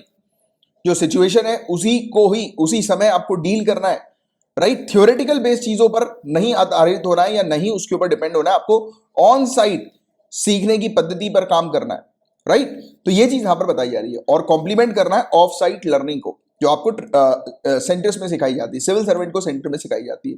Shared training infrastructure का एक इकोसिस्टम क्रिएट करना है, जिसमें लर्निंग मटेरियल्स भी हो, जो कि शेयर्ड फॉर्म में हम लोग को देखने को मिले कि कंट्री के अंदर जितने भी सिविल सर्वेंट्स हैं, राइट, किसी भी पोस्ट के हों, बट वो आपस में जो है वो एक दूसरे से भी सीख सके, एक दूसरे के रिसोर्सेज मटेरियल से भी सीख सके, राइट। लर्निंग कंटेंट अवेलेबल हो उनके पास हर एक प्रकार के पोस्ट के लिए, राइट। तो ये चीज हम लोग को देखने को मिल रही है। इवन उनका इंस्टीट्यूशन भी शेयर्ड हो, और जो ट्रेनर्स हैं वो भी शेयर्ड हम लोग को देखने को मिले, राइट। तो ये वाली चीज यहां पर बताई जा रही है।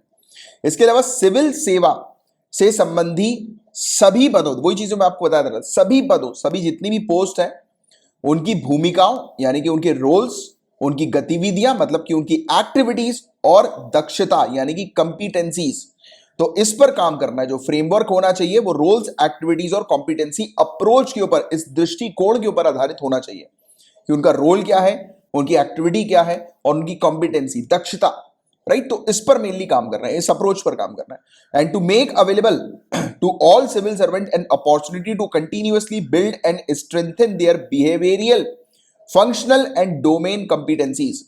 सभी सिविल सर्वेंट्स को एक अपॉर्चुनिटी प्रोवाइड करना है कि वो अपने बिहेवियर में डेवलपमेंट लेकर आए, अपने फंक्शंस में, अपने रोल्स में डेवलपमेंट लेकर आए, राइट। तो ये चीज जिस डोमेन में वो है, जिस एरिया पर वो है, जिस फील्ड पर वो पोस्टेड है, उसको एक कंपिटेंसी यानी कि जैसे पहले से बेहतर करें अपने आप को, रिफॉर्म, अपने आप में सुधार लेकर आए। तो इस प्रकार की चीज लानी है। Self driven and mandated learning paths, कि वो खुद से सीखें और डेवलप करें अपने आप को। तो इस प्रकार की चीज जो है वो उनमें डेवलप करनी है सिविल सर्वेंट में। और institutional framework and implementation of the programme, तो इस प्रोग्राम की इंप्लीमेंटेशन के लिए हम लोग को क्या फ्रेमवर्क देखने को मिलता है।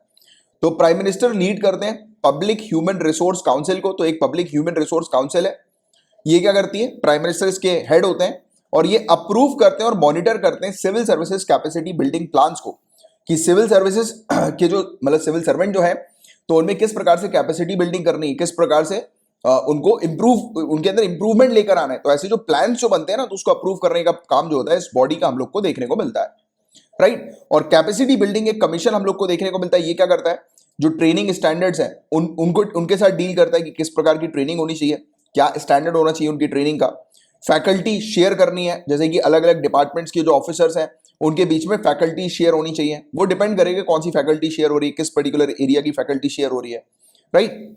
रिसोर्सेज शेयर होने चाहिए, राइट। सुपरवाइजरी रोल जो है वो सभी सेंट्रल ट्रेनिंग इंस्टीट्यूशन का इस कैपेसिटी बिल्डिंग कमीशन के पास हमें देखने को मिलता है। कि एक ऐसा कमीशन है जो कि जहां पर भी सिविल सर्वेंट की ट्रेनिंग हो रही है उसको मॉनिटर करना, उसको सुपरवाइज करने का इसका काम होता है। Wholly owned special purpose vehicle, यानी कि पूरा का पूरा एक ऐसा स्पेशल पर्पस व्हीकल है जिसका सिर्फ एक ही काम हम लोग को देखने को मिलता है, सिविल सर्वेंट्स के रिफॉर्म के ऊपर काम करना, राइट। और ये ओन और ऑपरेट किया गया है और ऑनलाइन लर्निंग प्लेटफॉर्म के आधार पर, जिसके थ्रू सिविल सर्वेंट कहीं पर भी हो, किसी भी जगह पर पोस्टेड हो, वो अपने ऑनलाइन माध्यम से, इंटरनेट के माध्यम से जो है वो सीख सकें, राइट, लर्न कर सकें वेरियस अपने आप में, यानी कि अपने जो पोस्ट है उसमें, या फिर अपने बिहेवियरल डेवलपमेंट कर सकें। तो उनको अलग अलग ऑनलाइन रिसोर्सेज जो है वो प्रोवाइड किए जाए, राइट। और world class learning content market place ऐसा तैयार करने की बात की गई है। मतलब एक ऐसा स्पेशल पर्पस व्हीकल, एक ऐसा इंस्टीट्यूशनल फ्रेमवर्क आप कह सकते हो, जिसके थ्रू ऑनलाइन पूरी चीज जो है ऑनलाइन मतलब सेल्फ, यानी खुद से ही जो है वो ट्रेन हो सके, ऐसे रिसोर्सेज जो है वो बनाने हैं, राइट। जैसे कि आप जो है ये लेक्चर देख रहे हैं, खुद से देख रहे हैं, आप करंट अफेयर्स प्रिपेयर कर रहे हैं, राइट। ऐसे काफी सारे आपके पास रिसोर्सेज मटेरियल, बात को समझो, आसान भाषा में समझो, आपके पास जो मटेरियल उससे आप सीख रहे हैं, राइट। जैसे मैं आपको ट्रेन कर रहा हूं, मैं आपको समझा रहा हूं, सिखा रहा हूं वेरियस चीजों के बारे में, तो ऐसे ही आप कहीं पर भी अपने इंटरनेट के माध्यम से कहीं पर भी इस चीज को, मेरे लेक्चर को जो है वो देख सकते हो। वैसे ही सिविल सर्वेंट कहीं पर भी कुछ रिसोर्सेज उनको ऐसे मिल जाए कि उसको देखकर, उसको प्रैक्टिस करके वो अपने अंदर चेंजेस लेकर आए, राइट, रिफॉर्म लाए अपने अंदर, राइट। तो वो चीज इसके अंदर देखने को मिल रही है। और एक कोऑर्डिनेशन यूनिट जो है जिसे कैबिनेट सेक्रेटरी हेड करेंगे, तो वो भी इसके अंदर शामिल किया गया है। तो यह चीज यहां पर बताई जा रही है। अब देखिए इस कार्यक्रम का महत्व, हम लोग को लार्जर सिग्निफिकेंस इस प्रोग्राम का हम लोग को क्या देखने को मिलता है, तो एम ये है कि प्रिपेयर करना इंडियन सिविल सर्वेंट को फ्यूचर के लिए, राइट, उन्हें और क्रिएटिव बनाना, और constructive, imaginative, innovative, proactive, professional, progressive, energetic, enabling, transparent and technology enabled उनको बनाना, राइट। टेक्नोलॉजी इनेबल्ड हो, टेक्नोलॉजी ड्रिवन हो, यानी कि टेक्नोलॉजी की भी जानकारी, क्योंकि देखो हर समय कुछ ना कुछ चीजें अपडेट होती आ रही है, चेंज होती आ रही है। तो सिविल सर्वेंट अपने आप को इंप्रूव करे। तो मिशन कर्मयोगी का मेन मकसद ये है। ये टॉपिक बहुत इंपॉर्टेंट है, इसको आप बिल्कुल नहीं छोड़ सकते। इससे रिलेटेड हर एक चीज आपकी बिल्कुल क्रिस्टल क्लियर पता होनी चाहिए, हर एक पॉइंट, राइट।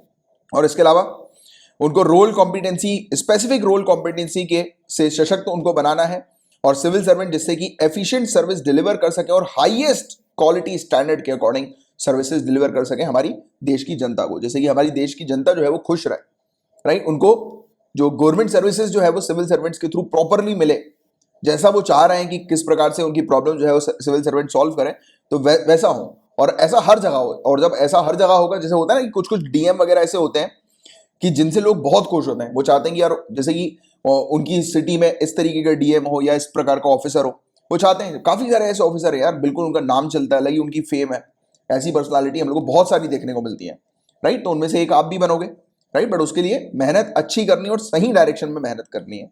तो यही सिविल सर्विसेज का मेन, यानी कि इसकी तैयारी का मेन यही चीज होती है कि आप जो है वो सही डायरेक्शन में तैयारी करें, सही तरीके से तैयारी करें, तो जल्दी भी निकलेगा, ज्यादा समय भी नहीं लगेगा, और सही अप्रोच के साथ दिमाग में बिल्कुल क्रिस्टल क्लियर होनी चाहिए। चीज है कि आप जिस चीज के लिए मेहनत कर, क्योंकि देखो क्या होता है, हर एक इंसान की लाइफ में जब एक मकसद होता है ना, एक पर्पस जब होता है उस इंसान का, उसको बिल्कुल क्लियर है कि यार मुझे एग्जाम निकालना है, और वो क्यों निकालना है, तो उसके पास एक सर्टेन थिंग है कि यार ये चीज मुझे चाहिए, इसलिए मुझे इस एग्जाम को निकालना है। जैसे कि उसने देखा, वो कहीं पर उसने कुछ ऐसा एक्सपीरियंस किया कि किसी ऑफिसर ने उनके माँ बाप के साथ बदतमीजी कर दिया, कुछ भी ऐसा उसने जब एक्सपीरियंस किया, तो उसके अंदर एक आग आ जानी चाहिए कि यार मुझे निकालना है, मतलब निकालना है। तो जब आपकी लाइफ में ऐसा कुछ घटना हुई होगी, और मुझे पता है कि सबके साथ ऐसा हुआ है कभी ना कभी, कुछ ना कुछ, या फिर कभी उन्होंने सुना है कि देखो देश में किस प्रकार के ऑफिसर हैं, मुजरिम को जो है वो छोड़ दिया, और जो पीड़ित है उसको न्याय प्रोवाइड नहीं किया, तो ऐसा आपने सुना होगा, देखा होगा, तो अंदर से आग आई होगी। या फिर कई बार भाई मुझे अपने पेरेंट्स का जो सर जो है वो ऊपर करके रखना है हमेशा, गर्व के साथ मेरे पेरेंट्स खड़े रहे हमेशा हर जगह, और वो कब पॉसिबल हो पाएगा, जब मैं अपना ये ड्रीम है वो अचीव कर लूंगा। तो बहुत सारे लोग की अलग अलग वो होती है, बट वो आग कितनी ज्यादा है अंदर, जैसे ही कई बार होता है ना कुछ लोग को, जैसे अभी शिफू जी का वीडियो मैंने उसने शेयर किया था कि कुछ लोग ने आपको जो है वो बोल दिया कि अरे तुझसे क्या निकलेगा यार, तेरे बस की बात नहीं है ये, तो वो अंदर आग आ जानी चाहिए कि इसने बोल कैसे दिया। और आग तब तक नहीं बुझनी चाहिए जब तक एग्जाम ना निकल जाए। ऐसा नहीं कि यार 1-2 घंटे तक पढ़ लिया और छोड़ दिया, ऐसा नहीं, राइट। सही डायरेक्शन में, सही तरीके से और सही अप्रोच के साथ जब तैयारी होगी तो इस एग्जाम को आप निकाल लोगे ही। चलो आगे चर्चा करते हैं। इलेक्टोरल ट्रस्ट ने डिक्लेयर किया है डोनेशन 3 करोड़ रुपए का इलेक्टोरल बॉन्ड्स के थ्रू। तो ये क्या है इलेक्टोरल ट्रस्ट, इसको हम लोग समझेंगे। एक रिपोर्ट के अनुसार परिवर्तन इलेक्टोरल ट्रस्ट, इनके द्वारा जो इलेक्टोरल बॉन्ड्स होते हैं, चुनावी बॉन्ड्स जो होते हैं, इनके माध्यम से वर्ष 2019 और 20 में बिड़ला कॉरपोरेशन से प्राप्त 3 करोड़ रुपए गुमनाम रूप से वितरित किए गए हैं, डिपॉजिट किए गए हैं, डिसबर्स किए गए हैं एनोनिमसली इस ट्रस्ट के द्वारा। बात क्या है उस चीज को समझना है। एक ट्रस्ट है परिवर्तन ट्रस्ट, ठीक है। बिरला ग्रुप ने इस ट्रस्ट को क्या दिए, डोनेशन दिया 3 करोड़ रुपए का, ठीक है। 3 करोड़ रुपए का डोनेशन दिया बिरला ग्रुप ने इस ट्रस्ट को। इस ट्रस्ट ने क्या किया, बिना किसी नाम मेंशन किए इसने इलेक्टोरल बॉन्ड जो है वो 3 करोड़ के परचेस कर लिए, राइट। अब आपको पता है, मैंने आपको पहले इलेक्टोरल बॉन्ड भी पढ़ाया हुआ है। तो इलेक्टोरल बॉन्ड जब लिए जाते हैं तब उसमें किसी व्यक्ति का नाम जो है वो मेंशन नहीं किया जाता, वो एनोनिमस रहता है कि आप किस पॉलिटिकल पार्टी को डिपॉजिट कर रहे हो, कौन पॉलिटिकल पार्टी को क्या कितना अमाउंट डिपॉजिट कर रहा है, उसमें अमाउंट रहता है, पॉलिटिकल पार्टी के बारे में मेंशन रहता है, उस व्यक्ति का नाम नहीं रहता जो व्यक्ति डिपॉजिट कर रहा है। बट इसमें भी कुछ लूप होल है जिसके बारे में मैंने आपको पहले पढ़ाया हुआ था जब मैं आपको इलेक्टोरल बॉन्ड्स जो है वो कवर करा रहा था। जिन स्टूडेंट ने इलेक्टोरल बॉन्ड का टॉपिक नहीं पढ़ा है, आप मुझसे लिंक मांग लेना नीचे टेलीग्राम के चैनल पर, या फिर कहीं आप मेरे जो रेगुलर स्टूडेंट है, आप क्या करो आज ही इलेक्टोरल बॉन्ड को जो है जो मैंने आपको पढ़ाया हुआ है उसको रिवाइज कर लो, और रिवाइज करने के बाद एक बार नीचे कमेंट बॉक्स पर वो डेट मेंशन कर देना कि किस दिन किस टाइम पर मैंने इलेक्टोरल बॉन्ड जो है वो आपको कवर कराया था। काफी इंपॉर्टेंट टॉपिक और काफी डिटेल में हमने इसको कवर किया हुआ है। बट अभी बात आप समझो कि हम बात जो कर रहे हैं वो इलेक्टोरल ट्रस्ट की कर रहे हैं 2013 के, इसको आपको समझना है। तो पहली बार किसी चुनावी ट्रस्ट, ध्यान से सुनना, पहली बार किसी इलेक्टोरल ट्रस्ट इनके द्वारा अज्ञात रूप से एनोनिमसली राजनीतिक दलों को, पॉलिटिकल पार्टी को कॉर्पोरेट चंदा, कॉर्पोरेट डोनेशन का वितरण करने हेतु चुनावी बॉन्ड्स का मार्ग अपनाया गया है। तो सिंपल भाषा में यह चीज बताई जा रही है कि वही चीज मैंने आपको समझाई, बिड़ला ग्रुप ने 3 करोड़ रुपए इलेक्टोरल ट्रस्ट को दिए, इलेक्टोरल ट्रस्ट ने इलेक्टोरल बॉन्ड जो है वो परचेस कर लिया, मतलब पॉलिटिकल पार्टी को डोनेट करने के लिए इलेक्टोरल बॉन्ड ले लिया। अब देखिए, हालांकि एक स्वतंत्र चुनावी निगरानी करने वाली जो संस्था है जिसे हम लोग बोलते हैं association for democratic reform, ADR, इनके अनुसार चुनावी बॉन्ड के उपयोग करने का यह तरीका इलेक्टोरल ट्रस्ट स्कीम 2013 और इनकम टैक्स रूल्स 1962 के की भावना के खिलाफ है, राइट, इसकी स्पिरिट के अगेंस्ट है। अभी इशू क्या है ये चीज आप समझो। तो ट्रस्ट के लिए क्या होता है गाइस, मैंडेटरी होता है कि उनको हर एक डिटेल, जो भी डोनर है जो ट्रस्ट में कंट्रीब्यूट कर रहा है, जैसे कि बिरला ने इलेक्टोरल ट्रस्ट के अंदर ये परिवर्तन में जो है वो पैसे 3 करोड़ रुपए ट्रांसफर किए, ठीक है, डोनेट किया, राइट, पॉलिटिकल पार्टी के लिए। तो उन्हें क्या करना रहता है, उन्हें हर एक डिटेल कि कहां से पैसा आया, किसने डोनेशन दिया, उसको उन्हें मेंशन करना रहता है, यानी कि अपने पास रिकॉर्ड मेंटेन करना रहता है। और समय आने पर जब इलेक्शन कमीशन ऑफ इंडिया अगर मांगे तो उसे इलेक्शन कमीशन ऑफ इंडिया को सौंपना रहता है। तो ये एक प्रक्रिया है जो इलेक्टोरल ट्रस्ट की आपको पता होना चाहिए, ठीक है। क्लियर हो गई आपको यही प्रक्रिया कि इलेक्टोरल ट्रस्ट को अपने पास रिकॉर्ड रखना है। अब हुआ क्या है कि परिवर्तन इलेक्टोरल ट्रस्ट ने कहा कि सिंस डोनेशन जो है वो इलेक्टोरल बॉन्ड्स के थ्रू दिया गया था, इलेक्टोरल बॉन्ड स्कीम के तहत, और उनकी टर्म्स क्या कहती है कि जो पेई है जिसने डोनेशन दिया है उसके नाम की आवश्यकता नहीं है, तो हम तो क्या कर रहे हैं, इलेक्टोरल बॉन्ड के टर्म्स को फॉलो कर रहे हैं, राइट। इलेक्टोरल बॉन्ड का टर्म क्या कहता है कि जो डोनेट कर रहा है उसके नाम देने की जरूरत नहीं है, ये टर्म है इलेक्टोरल बॉन्ड का। और इलेक्टोरल ट्रस्ट जो है वो अपने पास रिकॉर्ड मेंटेन करके रख सकता है, तो उसने बिरला का रिकॉर्ड अपने पास मेंटेन करके रखा, बट जब इलेक्टोरल बॉन्ड परचेज करने की बात आई तो उन्होंने बोल दिया कि इसमें इलेक्टोरल बॉन्ड के टर्म में तो ये मेंशन है कि पेई का नाम नहीं देना है, तो हमने तो पेई का नाम नहीं दिया। तो इसका मतलब क्या है, ये एक बड़ा लूपहोल बताया जा रहा है कि पॉलिटिकल पार्टी ब्लैक मनी को या इस प्रकार से पैसों को जो है वो इलेक्टोरल ट्रस्ट के माध्यम से इलेक्टोरल बॉन्ड में ट्रांसफर कर सकती हैं, या इलेक्टोरल ट्रस्ट के माध्यम से इलेक्टोरल बॉन्ड परचेस कर सकती हैं। तो ये ही चिंता वाली मेन बात है। बात समझ गए आप पूरी? देखो, मेन कंसर्न आज की डेट में यही है कि अगर इलेक्टोरल ट्रस्ट इस प्रकार से अडॉप्ट करने लगी, डोनेट करने लगी बॉन्ड्स के थ्रू, और वो मतलब नॉर्म्स के तहत डिस्क्लोज नहीं कर रही हैं कि किसने जो है वो दिया है, ये डोनेशन किया है इतना भारी मात्रा में, तो ये ट्रांसपेरेंसी को, रूल्स को और कानून को डिस्करेज किया जा रहा है। ये वापस से पूरी चीज उस समय पर चली गई है जिस समय इलेक्टोरल ट्रस्ट स्कीम 2013 की नहीं हुआ करती थी, राइट? क्योंकि इलेक्टोरल ट्रस्ट स्कीम इसीलिए लाई गई कि अगर पॉलिटिकल पार्टी को डोनेशन देना है तो कौन डोनेट कर रहा है, कितने मात्रा में डोनेट कर रहा है, उसका रिकॉर्ड एक मेंटेन होना चाहिए, राइट? फिर बाद में जैसे कि कई बार होता है ना कि कुछ लोग जो है वो अपने पर्सनल इंटरेस्ट के लिए, जैसे कि बड़े बड़े इंडस्ट्रियलिस्ट हैं, उनने बोला कि हम आपकी पॉलिटिकल पार्टी को फंड करेंगे, फिर जब आप सत्ता पे आओगे, पावर पे आओगे, तो आपको नियम कुछ ऐसे बनवाने हैं हमारे लिए जो हमें बेनिफिट दें। या फिर कुछ भी कंट्री में हो रहा है, कोई इन्वेस्टमेंट की बात हो रही है, कुछ रूल्स इस प्रकार से लाया जा रहा है, या कोई फॉरेन कंट्री के साथ कोई डील हो रही है, तो हमारे पास उसका प्रोजेक्ट आना चाहिए। ऐसा होता है और बहुत भारी मात्रा में होता है। आप जानते होंगे, आपको भी पता होगा, आपने कई बार ऑब्जर्व भी किया होगा, इस प्रकार के बड़े बड़े इंडस्ट्रियलिस्ट आपको जो देखने को मिल जाते हैं बहुत सारे प्लेटफॉर्म पे, तो उनको डायरेक्ट अपॉर्चुनिटी सरकार की तरफ से प्रोवाइड हो जाती है। इवन कुछ चीजें डिस्क्लोज नहीं भी हुई होती है पब्लिक में, पहले ही उनको पता लग जाता है, तो जिससे कि वो फिर अपने शेयर्स वगैरह परचेस कर लेते हैं या फिर अपने प्रोजेक्ट्स में पहले से सिग्नेटरी हो जाते हैं। तो ये वाली चीज हम लोग को देखने को मिलती है। अब इस सिनारियो में ये जो अनफेयर प्रैक्टिस बताई जा रही है कि यार ये तो गलत हो गया कि इलेक्टोरल ट्रस्ट अपने पास पैसे रखवाकर बॉन्ड भी परचेज कर रही है और जिसने पैसे इनको दिए उसका नाम भी नहीं दे रही, तो फिर क्या मतलब निकला इलेक्टोरल ट्रस्ट का और क्या मतलब निकला फिर इलेक्टोरल बॉन्ड का? और इलेक्टोरल बॉन्ड के अंदर तो वैसे ही एक लूप होल था जिसके बारे में मैंने आपको ऑलरेडी बताया था कि फॉर एग्जांपल अगर किसी ने 10 करोड़ रुपए जो है वो डिपॉजिट किए इलेक्टोरल बॉन्ड में यानी कि परचेज किया, तो वो व्यक्ति डायरेक्ट पॉलिटिकल पार्टी को बोल सकता है कि देखो मैंने आपके अकाउंट में 10 करोड़ रुपए जो है वो जमा करवाए, डायरेक्ट बोल सकता है। तो सामने वाले को डायरेक्ट पता लग गया ना कि 10 करोड़ किसने जमा किया अगर अकाउंट पे आया है तो ये फिगर के अकॉर्डिंग जो है वो खेल हो सकता है इस प्रकार से।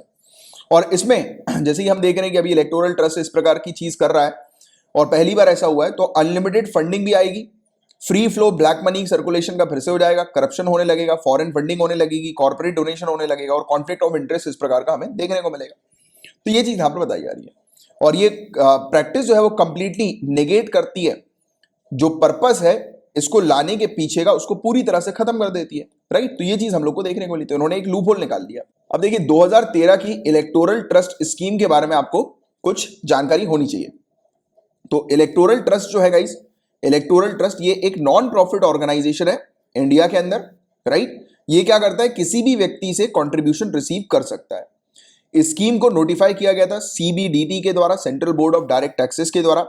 इस स्कीम का ऑब्जेक्टिव ये है, इलेक्टोरल ट्रस्ट स्कीम 2013 का, कि to lay down a procedure, एक ऐसा प्रोसीजर लेकर आना है जिसके थ्रू अप्रूवल जो है वो दिया जा सके इलेक्टोरल ट्रस्ट को, कि इलेक्टोरल ट्रस्ट जो है वो वॉलंटरी कंट्रीब्यूशन रिसीव कर सके और उस कंट्रीब्यूशन को पॉलिटिकल पार्टीज को डिस्ट्रीब्यूट कर सके। तो सोल ऑब्जेक्टिव इलेक्टोरल ट्रस्ट का ये था कि जो भी कंट्रीब्यूशन आ रहे हैं, राइट, और पॉलिटिकल पार्टीज को दिए जा रहे हैं, ये सेक्शन 29A के तहत रजिस्टर्ड हो और रिप्रेजेंटेशन ऑफ पीपल एक्ट 1951 के तहत इन्हें रजिस्टर किया गया कि वो पूरी डिटेल जो है वो अपने पास मेंटेन करेंगे। और इलेक्टोरल ट्रस्ट कंपनीज को अलाउ नहीं किया गया कि वो कोई भी कंट्रीब्यूशन जो है फॉरेन सिटीजन से या फॉरेन कंपनी से एक्सेप्ट नहीं करेंगे। ट्रस्ट को एक लिस्ट मेंटेन करनी पड़ेगी कि किन्होंने कंट्रीब्यूशन दिया और किस पार्टी को ये डिस्ट्रीब्यूट हो रहा है, किसके पास जा रहा है और किसके थ्रू आ रहा है, तो उनको ये पूरी चीज मेंटेन करके रखनी पड़ेगी। और इलेक्टोरल ट्रस्ट जो है गाइस, ये वॉलंटरी कंट्रीब्यूशन किन किन से रिसीव कर सकते हैं, इंडियन सिटीजन से और इंडियन कंपनी से, इंडियन फर्म होनी चाहिए या हिंदू अनडिवाइडेड फैमिली होनी चाहिए या कुछ ग्रुप ऑफ पर्सन होने चाहिए, बट शर्त यह है कि वो इंडिया के होने चाहिए। तो इनसे इलेक्टोरल ट्रस्ट जो है वो फंडिंग जो है वो रिसीव कर सकते हैं। तो ये चीज आपको लोग को इलेक्टोरल ट्रस्ट के बारे में पता होनी चाहिए। और इलेक्टोरल बॉन्ड के बारे में जो है वो आप नीचे जिन भी स्टूडेंट जो है वो रिवाइज कर लें प्रीवियस लेक्चर में इलेक्टोरल बॉन्ड को, तो मेंशन कर दीजिएगा।